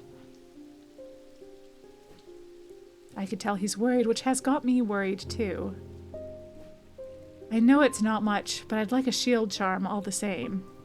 Okay. Okay. Okay. The Guilty Ram. A shield charm. Shield charm. This one doesn't ring bells the same way. Okay. Oh. Generic charms are... Right, okay, yes, yes. It's the one that's like... Yes, okay, okay. Oh shit, Spirit or Wandering Shadow will not be able to buy them purchase. Such charms make use of the art of symbology, an ancient, say primitive component of thaumaturgy. They can be made from a variety of materials, though rarely precious metals. Okay, once again, let's just real quick take a little picture of this so I can have it out while I look around. Okay, symbology. I mean, this has a protection symbol on it, right? That's a protection symbol. That's what I looked up before because I was curious because it's on our, yeah, protection. Okay. So that, I feel pretty good about that one, honestly. What are you made of? A cheap metal of some kind. Okay. Rarely precious metal. And bone. Brown fabric. Okay, could be you, could be you. This also has protection symbols on it. Oh, what was the middle symbol again? I forget. I looked it up before. Insanity.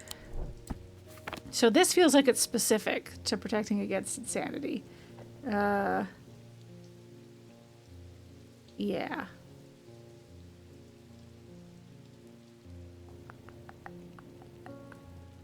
Anything else? Anything else with that symbol? Not really. Oh yeah, and what are you made of? Bronze. Okay, bronze is not precious metal. Okay, I'm gonna try this.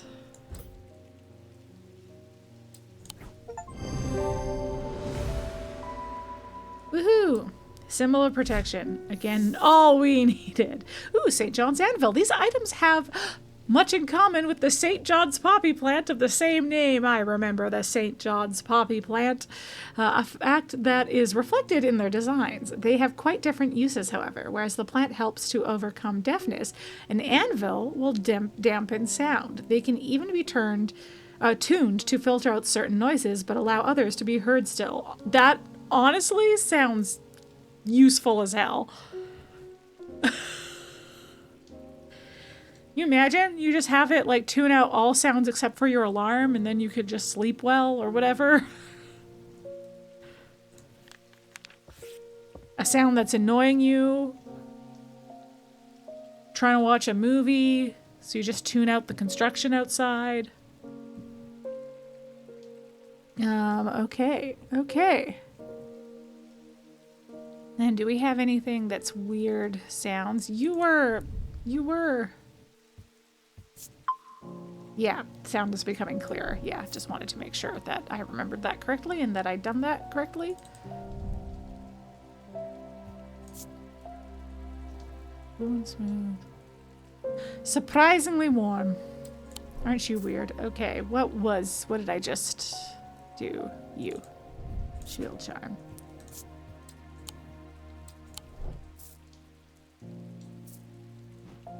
Whee!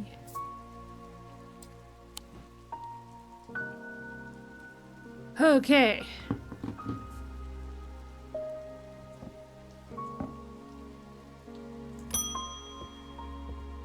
Hi, Hugh Langston. There's something I wanted to show you, okay? I didn't like the look of it, so I left it where I found it. What if it's cursed, okay? It was hanging behind an old shed, all overgrown with ivy. Let me draw a quick map for you. Please do. There. Okay.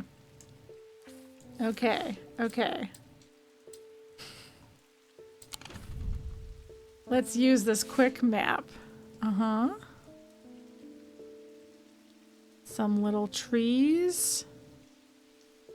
A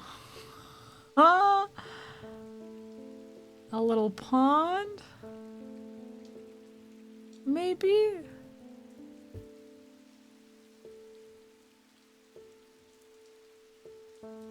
By a church? Okay.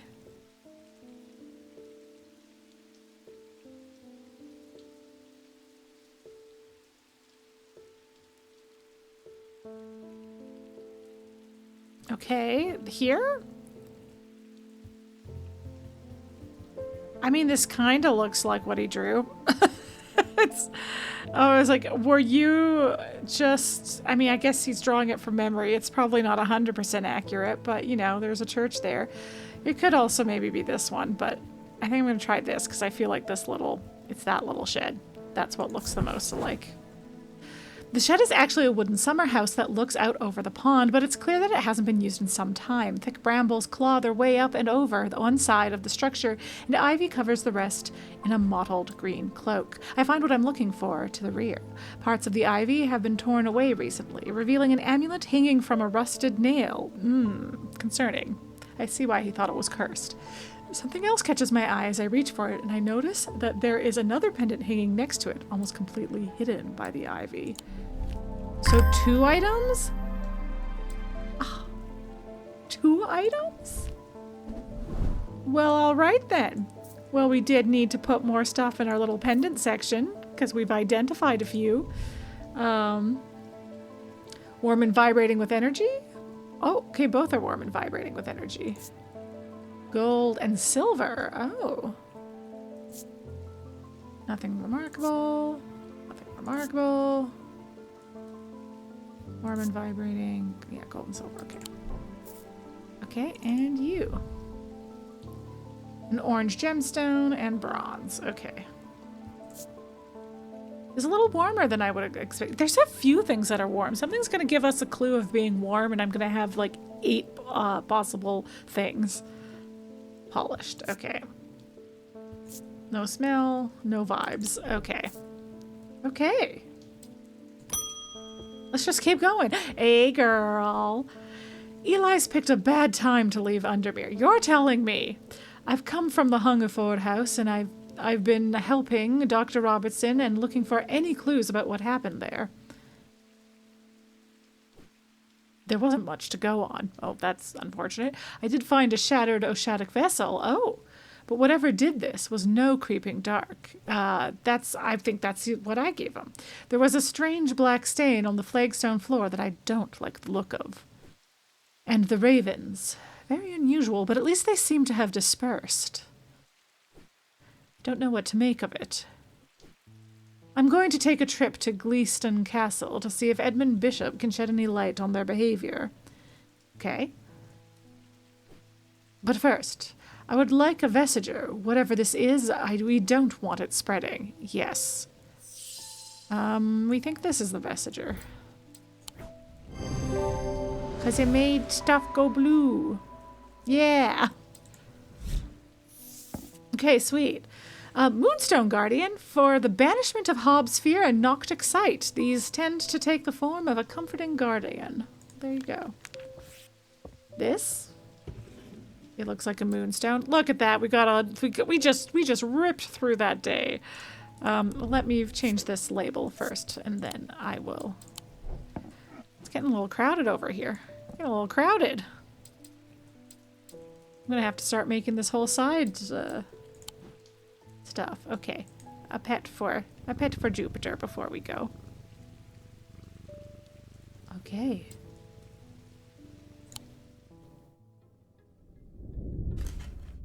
Two days earlier, the rider and his fellow adventurer were deep underground, exploring the tunnels below the Kirkhead Tower. When they made a discovery, their elation at their find would soon turn to horror.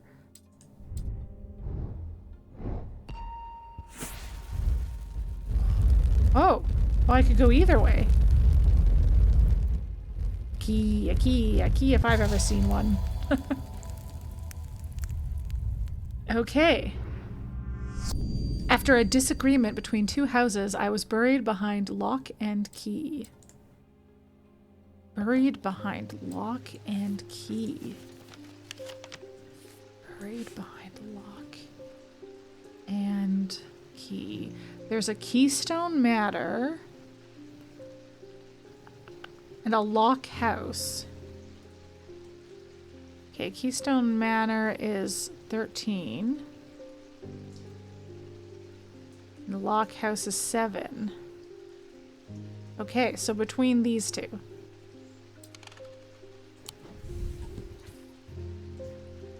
Between them? How do I go between them? Maybe there's other things with... I just looked at the first two I saw, so maybe there's other key stuff and lock stuff. Greywick Farm, Strange Horticulture, woo! The Barrows, High Green Church, Primary Hospital, Heath Wood, Lock House, that's what I thought. The Boneyard, Stockside Jail, Rock, the Old Jail, History, the Spoken Word, No Matter, Market Square, the Twinnings, Town Hall, the Blacksmiths Guild, the Convent, Undermere Station, the Pit, Mossy Wood, Stones, Hall, Wordsworth Library, Jacob's Folly, Undermere Church, Strange Antiquities, Verona Farm, the Courtyard, the Eye. Okay. I mean, it would be odd for it to be behind Lock and Key. Ha! In my head, it was between. No, so behind. Perfect. This area. Surely. A large flat slab of granite marks the otherwise empty field. It bears an inscription. On this spot in the year 1813, Arthur Key did shoot and kill the beloved horse of Wellington Lock. Oh! Buried at the foot of the slab, I find an unlocked chest containing a handful of legal documents as well as a pistol. Oh! And another item that catches my attention. Oh, aren't you fancy? What the fuck, Arthur? Right? Right? Is this some Godfather bullshit? Oh, look at you. I need to put a few more. Maybe I start putting the ones that I have labels for over here. And then, okay, that's enough for now.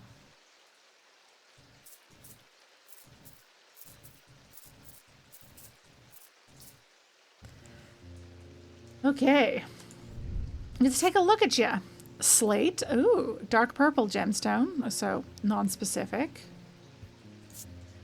Rough, polished, polished. Nothing remarkable, nothing remarkable. No vibes, no vibes. Okay, cool. Cool. Eli, you're back.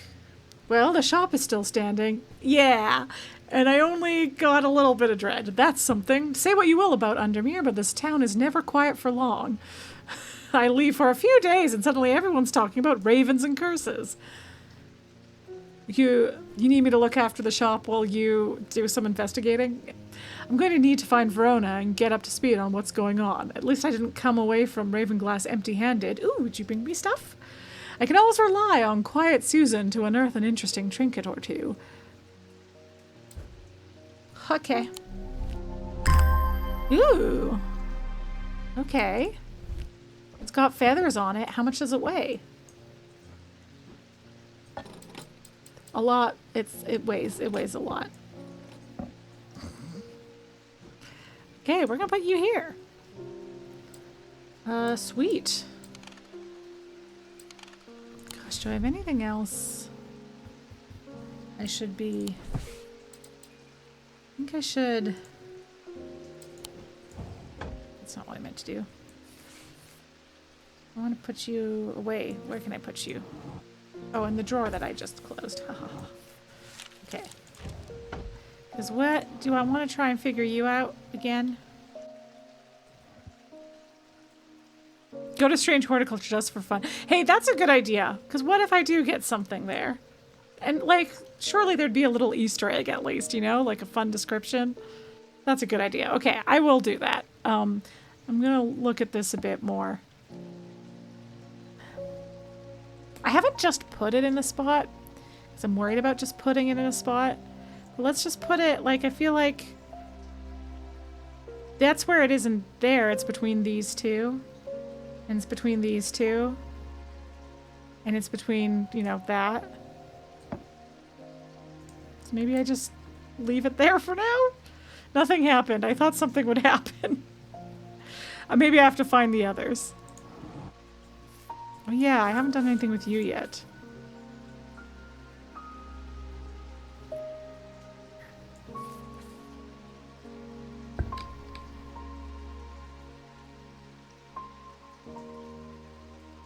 Well, I have my U, this thing, but I don't know that you're a thermic lens.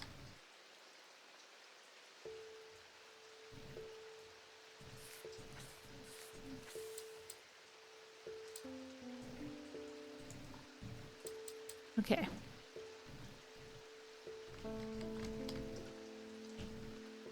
Oh, right. Yes, we were going to go to Strange Horticulture.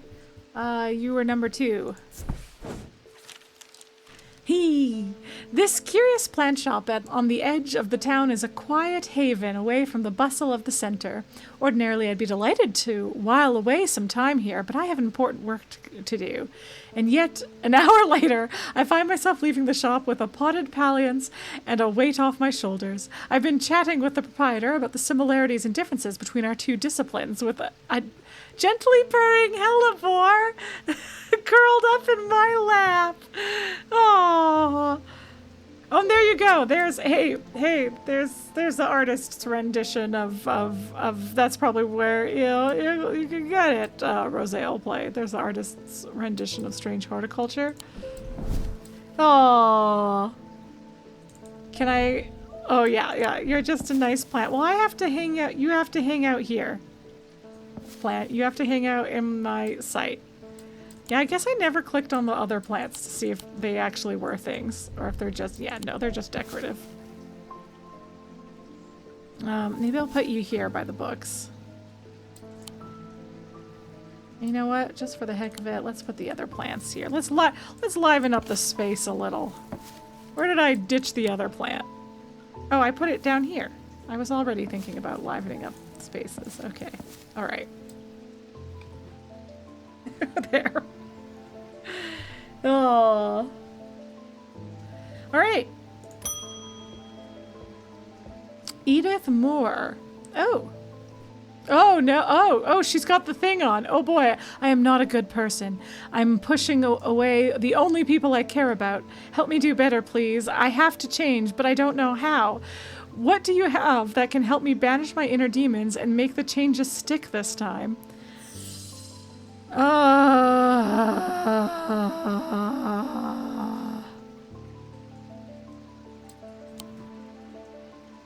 mean, can I give her something I've already identified? Is that, do we remember doing that from? This does sound familiar, right? Like this, Charlotte used to bring about change in one's life, bestowing the ability to overcome personal demons. Yeah, like I feel like I should give that to her.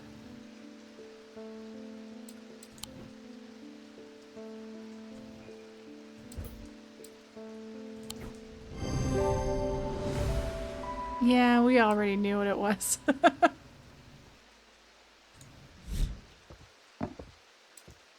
But also you should take off that necklace you're wearing. All right. Well, did we do it? Were we nice? Were we, was that nice of us?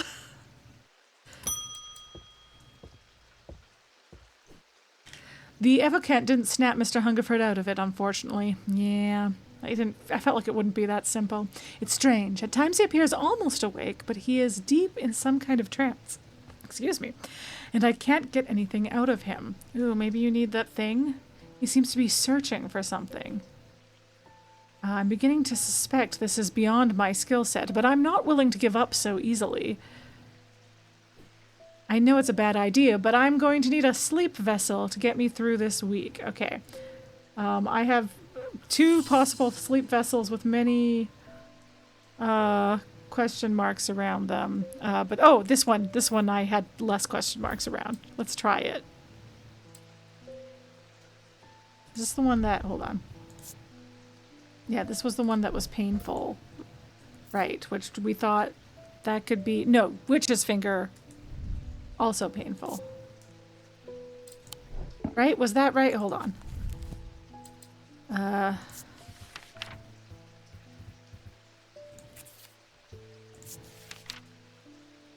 Yes, they inflict tense pain, and we have, this is probably the witch's finger, which means this is probably the sleep vessel. Okay. Why do I keep doing that? I just want to press the ding. Yay! Okay. The closer inspection reveals the darkness inside. And it was an owie. Okay, resonance compass. A resonance compass will point towards nearby resonant objects, the only objects that can be detected in this way. Resonant objects are highly prized both by thaumaturges and those who collect occult curiosities. Ooh. Could you be... Oh, the eye stopped moving. I was like, maybe this is it, and it like looks at it rather than being a traditional compass. Okay. Well, with you being confirmed sleep vessel now, let's unlabel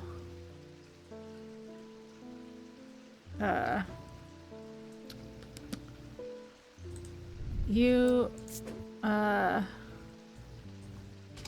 no more. We don't know what you are.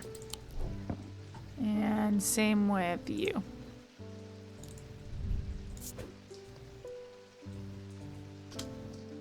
Okay.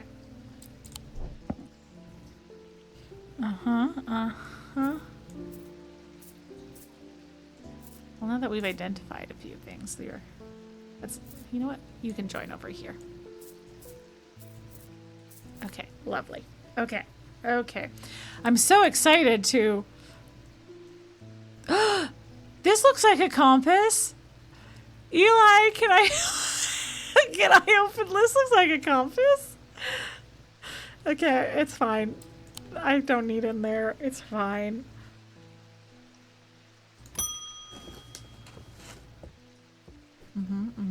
Many years ago, I owned a silent breath, but it was already old when I inherited it, and so its power died soon after.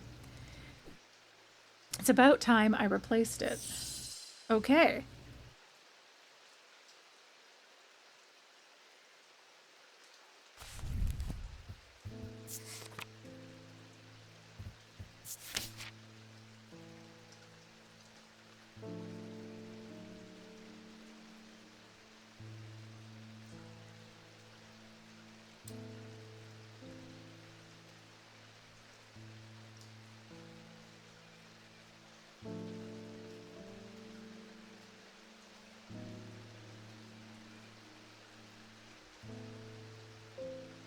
Sorry, I both wanted to eat and also didn't want to chew on mic.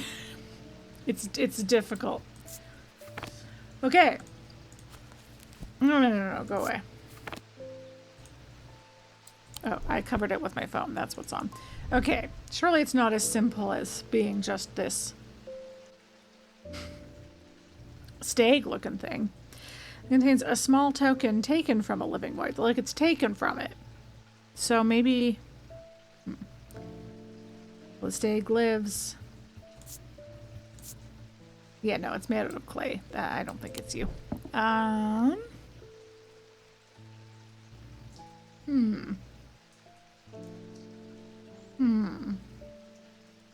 white hair? Oh, it's a white stag, right? Contains a small token taken from a living white stag. White hair. What were the vibes? It seems to make the hairs on the back stand up on the back of my neck. So that surely means...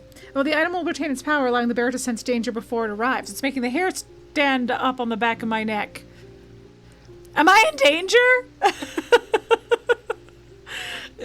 Hold your horses! Well, let's try it, and if this is it, then I have concerns about my own safety. Uh-oh. Yes.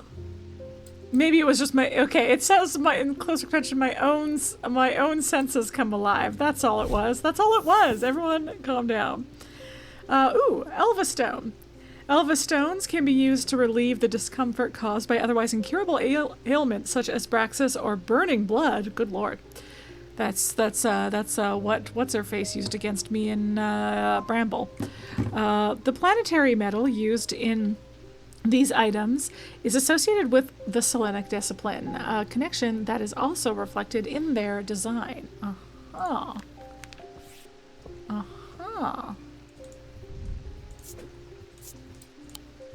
Okay. Cool. Yeah, I think I am gonna have to start putting identified stuff. We're taking a break to reorganize. Okay? Okay, and then I'm gonna put...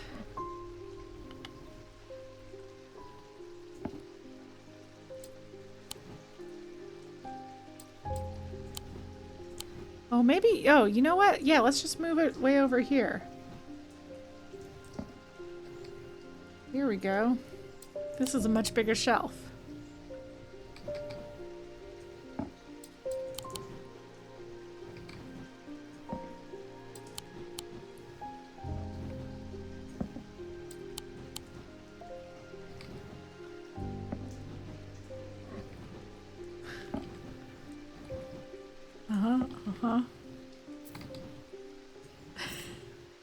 these, everything's swinging around.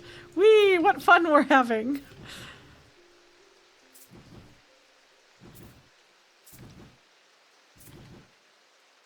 Ah, no, come back. Okay.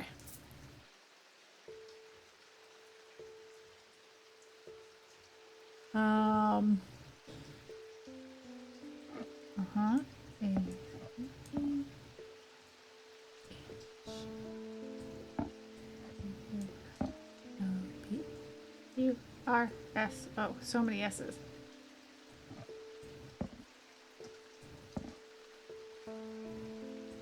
Okay, there we go. And then...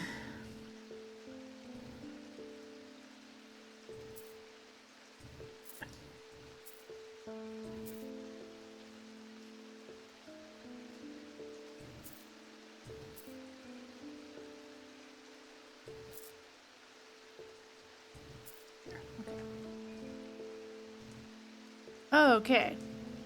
Cool, cool, cool.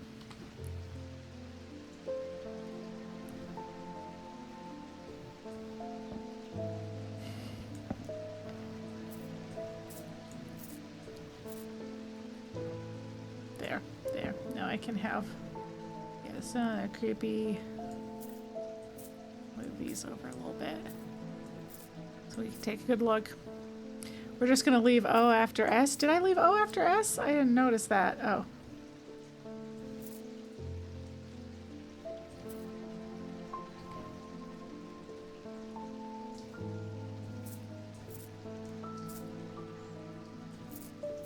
Wait, what if I go? I wanna go.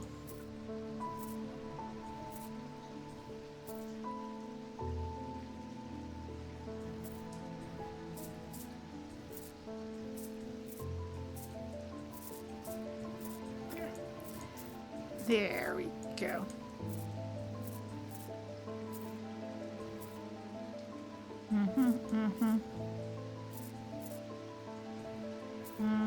Okay. All right. They're not evenly spaced, but that's just, we're just gonna have to live with that.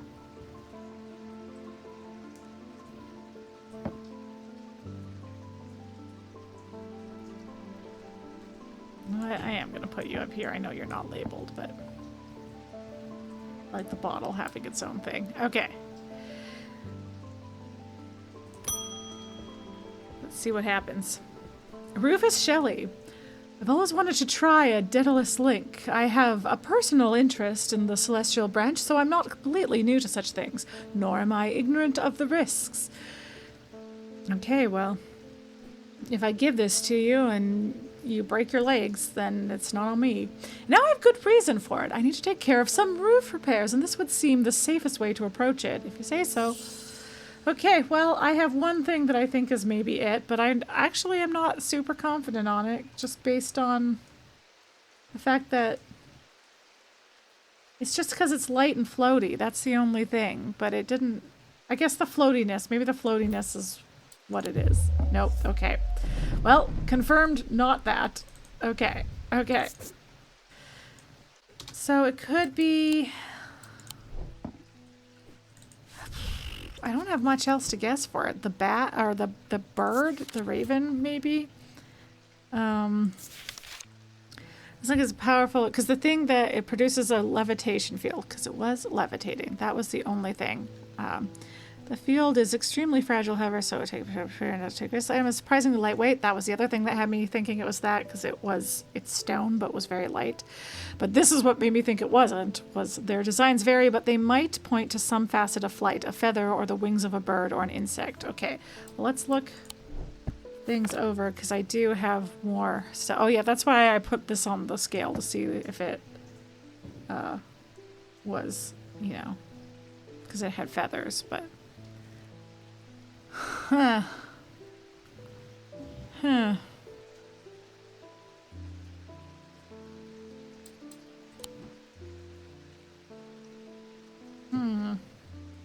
I just don't feel good about it, just because it's a bird. And, like, it's lighter, but aren't all of, like... Oh, it's so light that it barely even... tipped the scale there. Well, how much do other... Okay. What's comparable? What are you made of? Tarnished silver. This is silver and gold. And it's much heavier. Okay. So maybe it is you.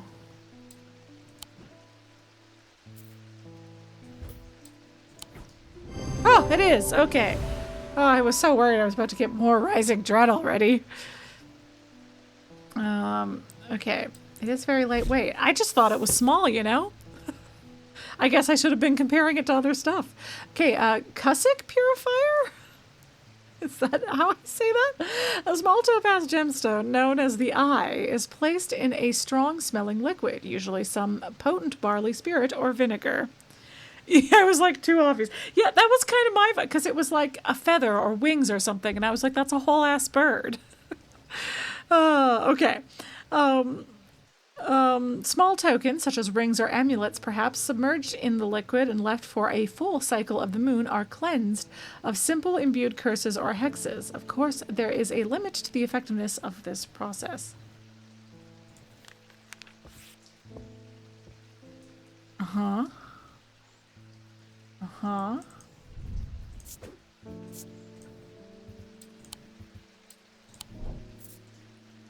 Mm-hmm. Oops, I should go. Oops, I went. What am I thinking? What am I thinking? Wait, what are you called? Okay, yeah, okay.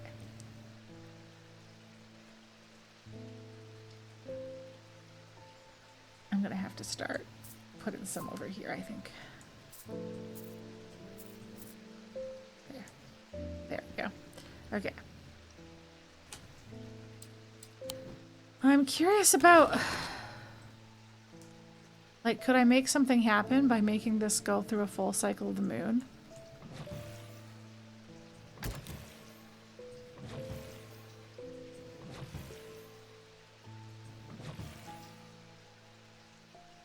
Well, I'm here. Is the eye stinky? I don't remember if the eye is stinky.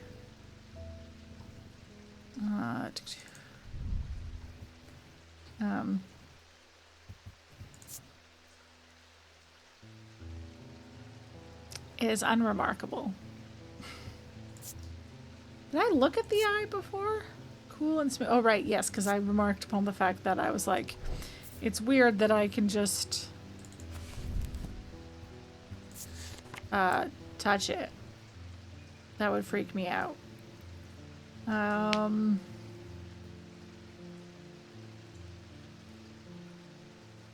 What were you called?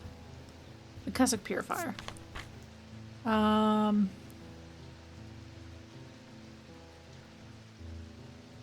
A small topaz gemstone known as the Eye.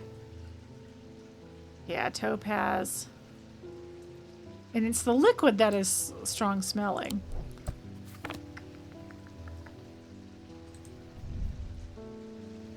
Orange gemstone. Oh, sounds are muffled in its presence. Wow, I really need to start looking at stuff. Okay, what was the thing that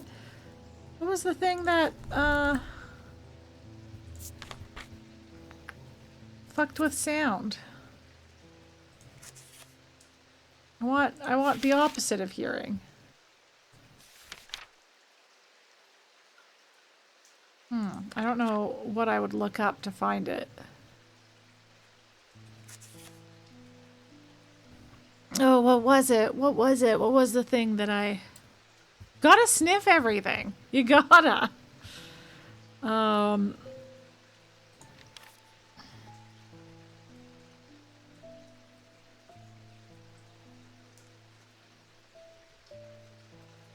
It was the thing that was like similar to a plant, wasn't it? Was it?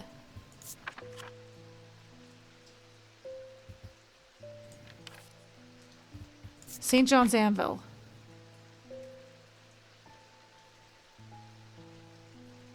Okay.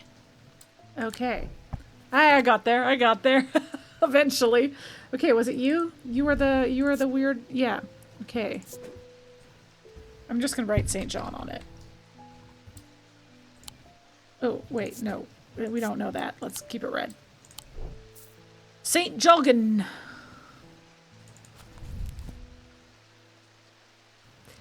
To come with the St. John's Poppy blend, the same name, and the fact that it's reflected in their designs. That's concerning. I'm like, it doesn't look like it.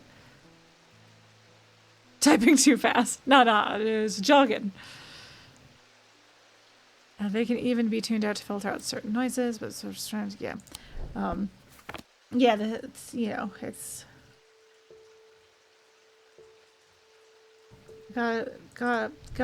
you gotta smell and listen to everything, you know.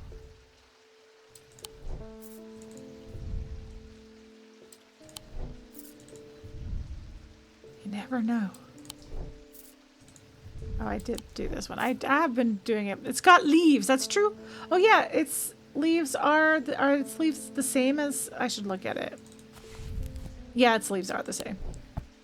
Why did I think those were feathers? No, I didn't. I thought they were feathers when I was thinking about the other thing, and then my brain was like, no, those are clearly leaves, and for some reason my brain switched that now that I was looking for plant designs. Okay. No, okay, I feel pretty good about you being St.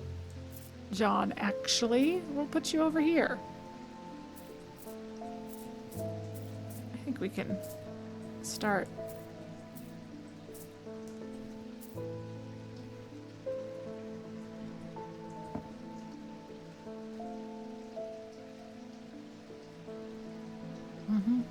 Well, you really have your own.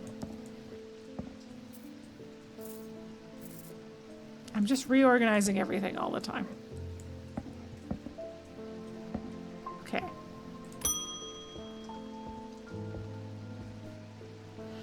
The ravens are back, I see. Looks like it's going to be worse this time. Oh, Edmund Bishop. It's Edmund Bishop again. After speaking to Verona, I've come to extend an open invitation to visit Gleeston Castle. My family has lived there for generations, and I know there are artifacts that would be of use to you gathering dust in hidden corners. All I ask is that you stay out of the south tower and the master bedroom. Okay. And run anything you find by me, of course. By me first, of course. Okay. Okay. Oh.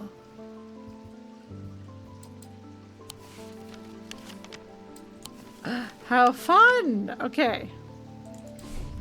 There's something to get you started. Walk past the main staircase and turn left. Follow that corridor down to the end and go through the door to the left. There is a small plinth in the corner of that room with an item on it that you are welcome to. I never did like it anyway. Okay. The urge to immediately go to the rooms that he told me not to go to is strong, but we're going to be a nice, good person this time around. Okay. Walk past the main staircase. I assume these are the main staircases in the grand hallway. And turn left. Follow the corridor down to the end and through the door on the left. This one? There's a small plinth in the corner of the room with...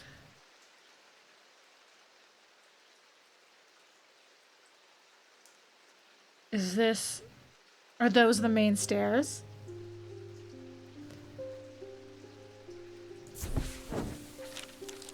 The plinth is not hard to spot in the corner of the small room.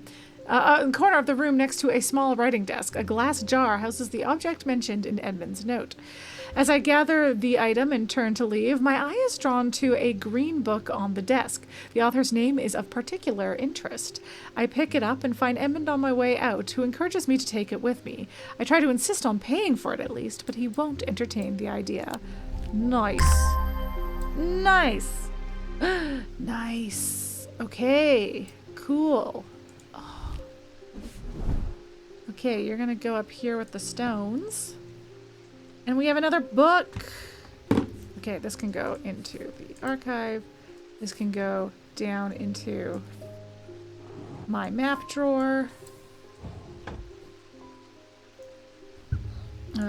Oops. Oops, oops, oops. Go away.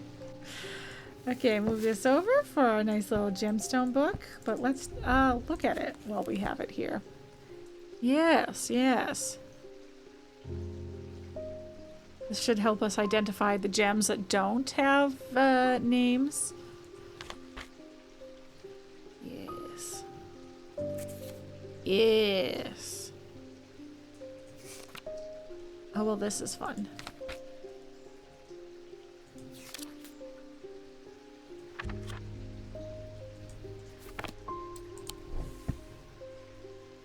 What a fun little collection we're getting down here. I mean, I guess I can end the day. What do you think these things are for? It's gonna be the finale.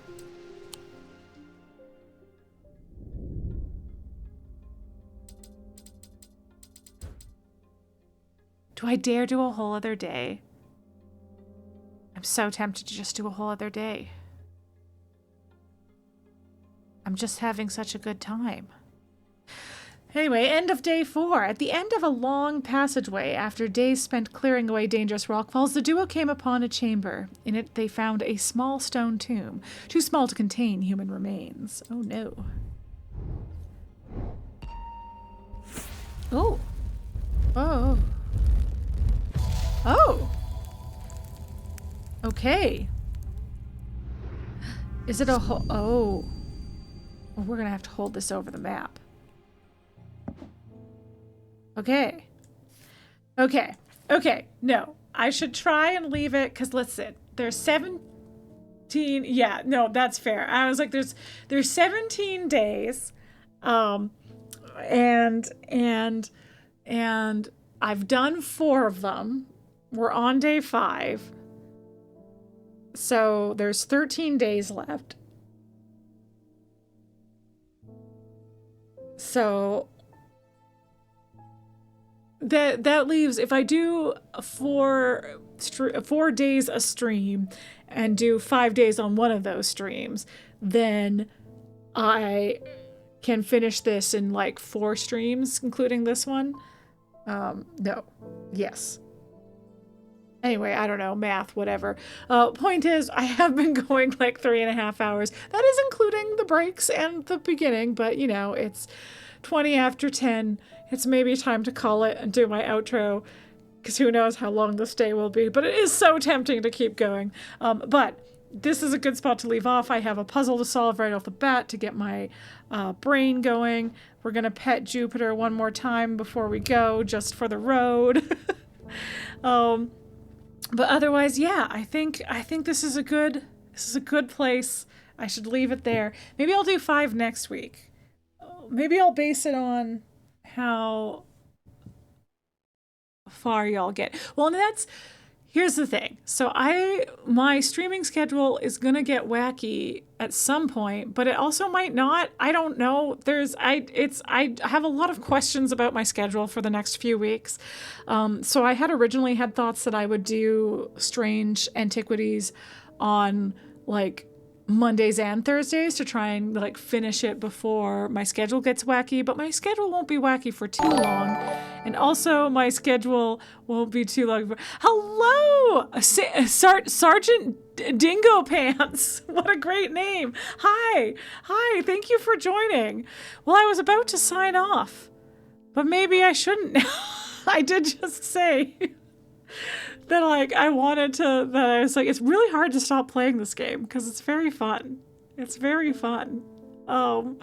But thank you so much for joining. Yeah, I was a big fan of Strange Horticulture, and so have been very excited to play Strange Antiquities, and have been really enjoying it so far. We just finished day 4. So at the start of day 5, who knows what it holds for me. Hold on. Okay, hold on. Let me shout you out here. Sergeant Dingo Pants. Hey. Oh, you were playing Palia. Fun. Oh, that's a good chill. You similar vibes in some ways. Chill, crafting. I guess there's not crafting in this. Puzzling. That's what I mean by that. Yeah. It was a fun first time playing. Heck yeah. Heck yeah. Yeah, I'm having a great time. Having a great time over here. And I should probably call it. I was like, oh, maybe I should go and maybe this is my excuse to play another day. But yeah, this is where we're here. I'll at least show off where we're at with this is where we've left off. We have some guesses over here. We have a bunch of unknowns, and then we have stuff we have identified is all over here. Mysteries over here, some nice plants and books down here. And then this is what my plan is to start next stream off with, solving this and getting into day 5. So yeah. Oh yes, thank you for the redeem, Saberni. We must, now that we're back over here, pet Jupiter again. I'm sorry, I spoke over Jupiter's purring. Let me do that again.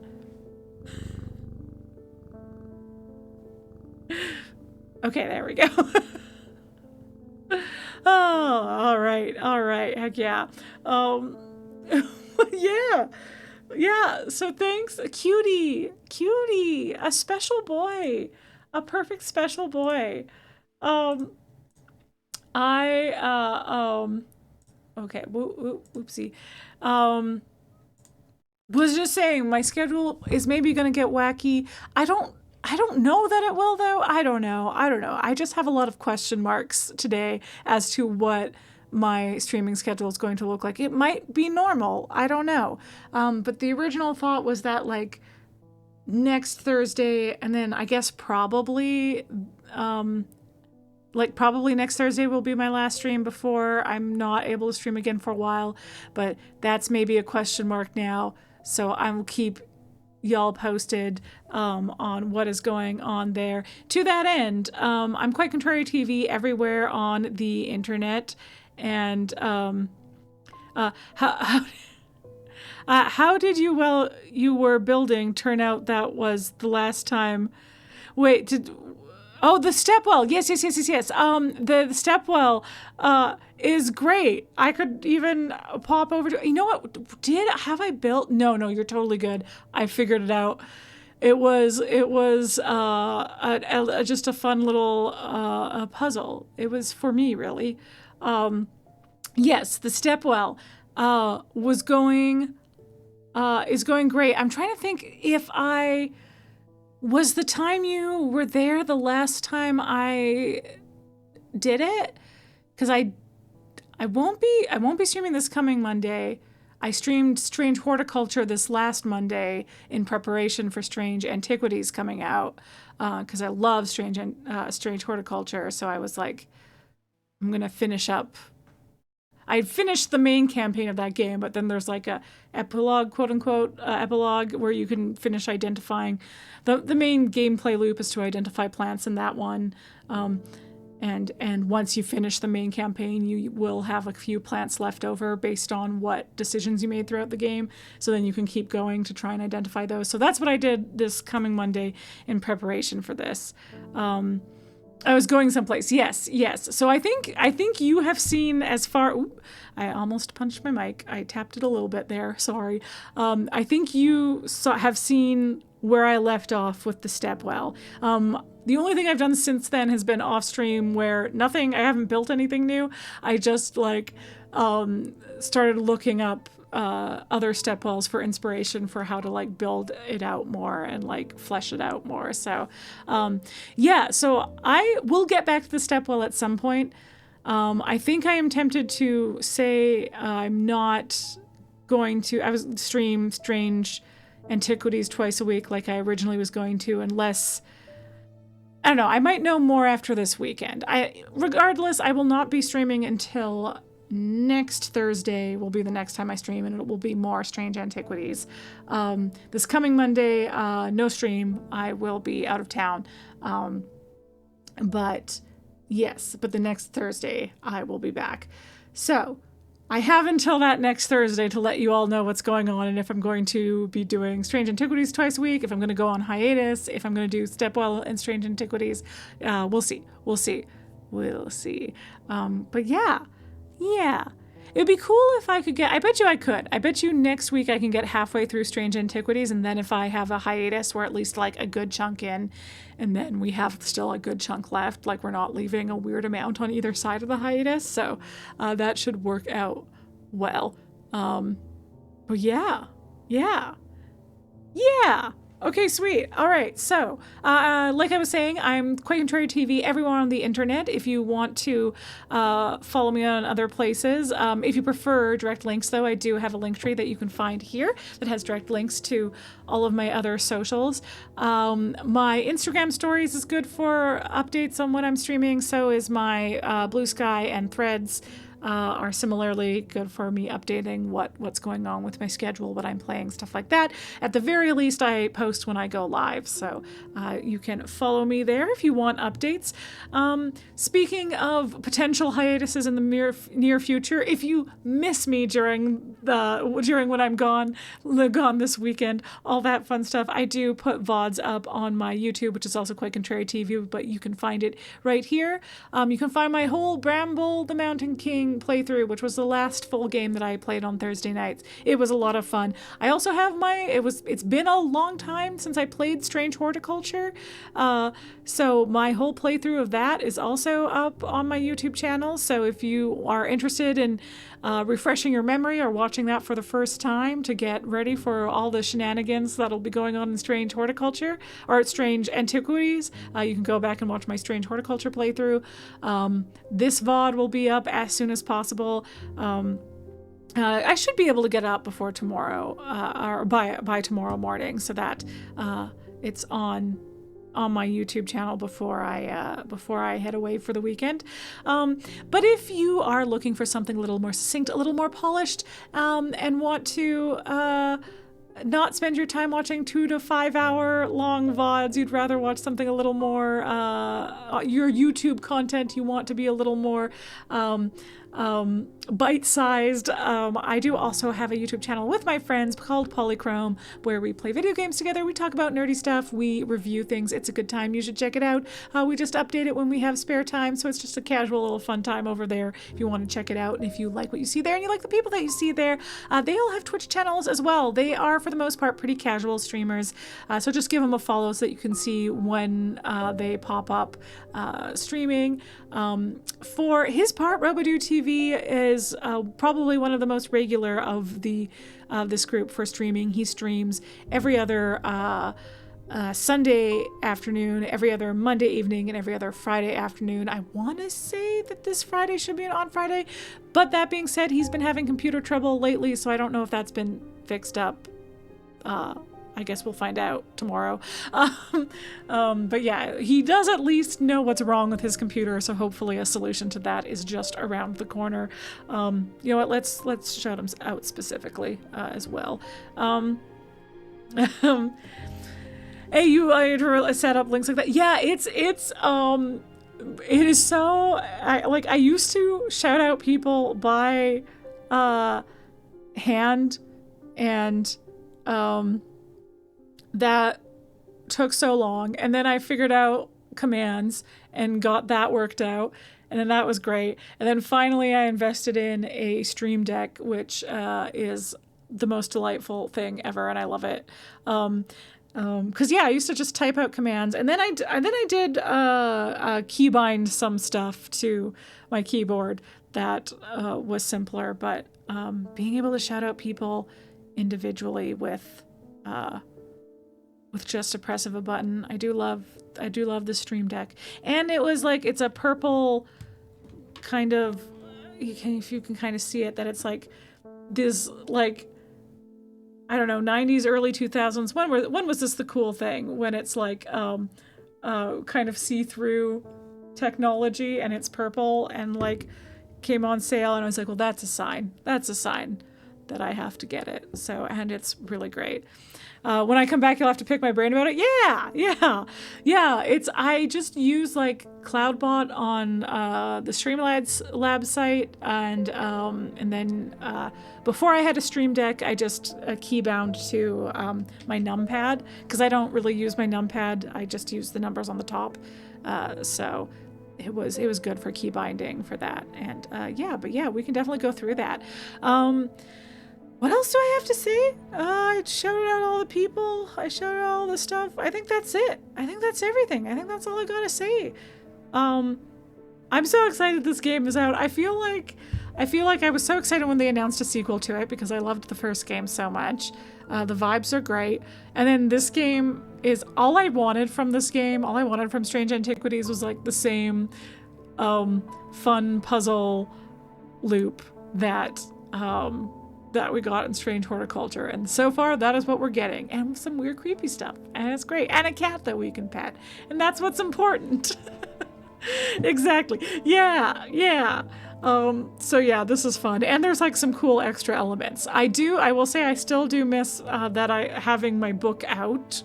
So that I can be reading and looking through stuff. Like I could get my workspace really messy, but I kind of liked that in Strange Horticulture. But that's literally it. Everything else is great. It's really cool to have the added like descriptions based on like touch and vibes and all that stuff. And being able to travel is so nice. It is nice that, because like I get wanting to make it so that you're not just clicking everywhere to try and find where to go, and that there's like a penalty for going to the wrong place. I get why that was how they designed it, but it was really like I was trying to find the right place. I wasn't just clicking everywhere.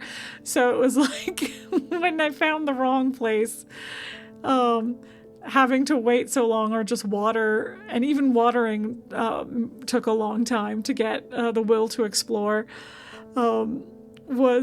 was a bit annoying. So I'm glad that's gone. Because listen, if you were going to just brute force it and click everywhere anyway, that would also take a long time, because you still have to go through the cycle of it like loading the place and then telling you no, there's nothing there, and then going back to it. So you don't need an extra. I think that was they took the right thing away from that. So it's nice that we can just go.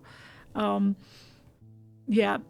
Love puzzle games. I highly recommend this. It's very like, yeah. It's puzzle, but it's very like investigaty. Like you have books and you have info and like you're cross-referencing things and like, I don't know. It's very fun. It's very fun, and it's just very satisfying. It is very satisfying to get to get the solutions in this game. So and so far Strange Antiquities is proving the same, but highly recommend Strange Horticulture, which I have played all the way through and can therefore highly recommend from beginning to end.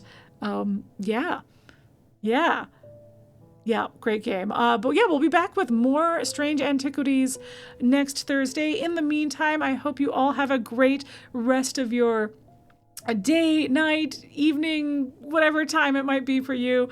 And yeah, I will hopefully see you all later.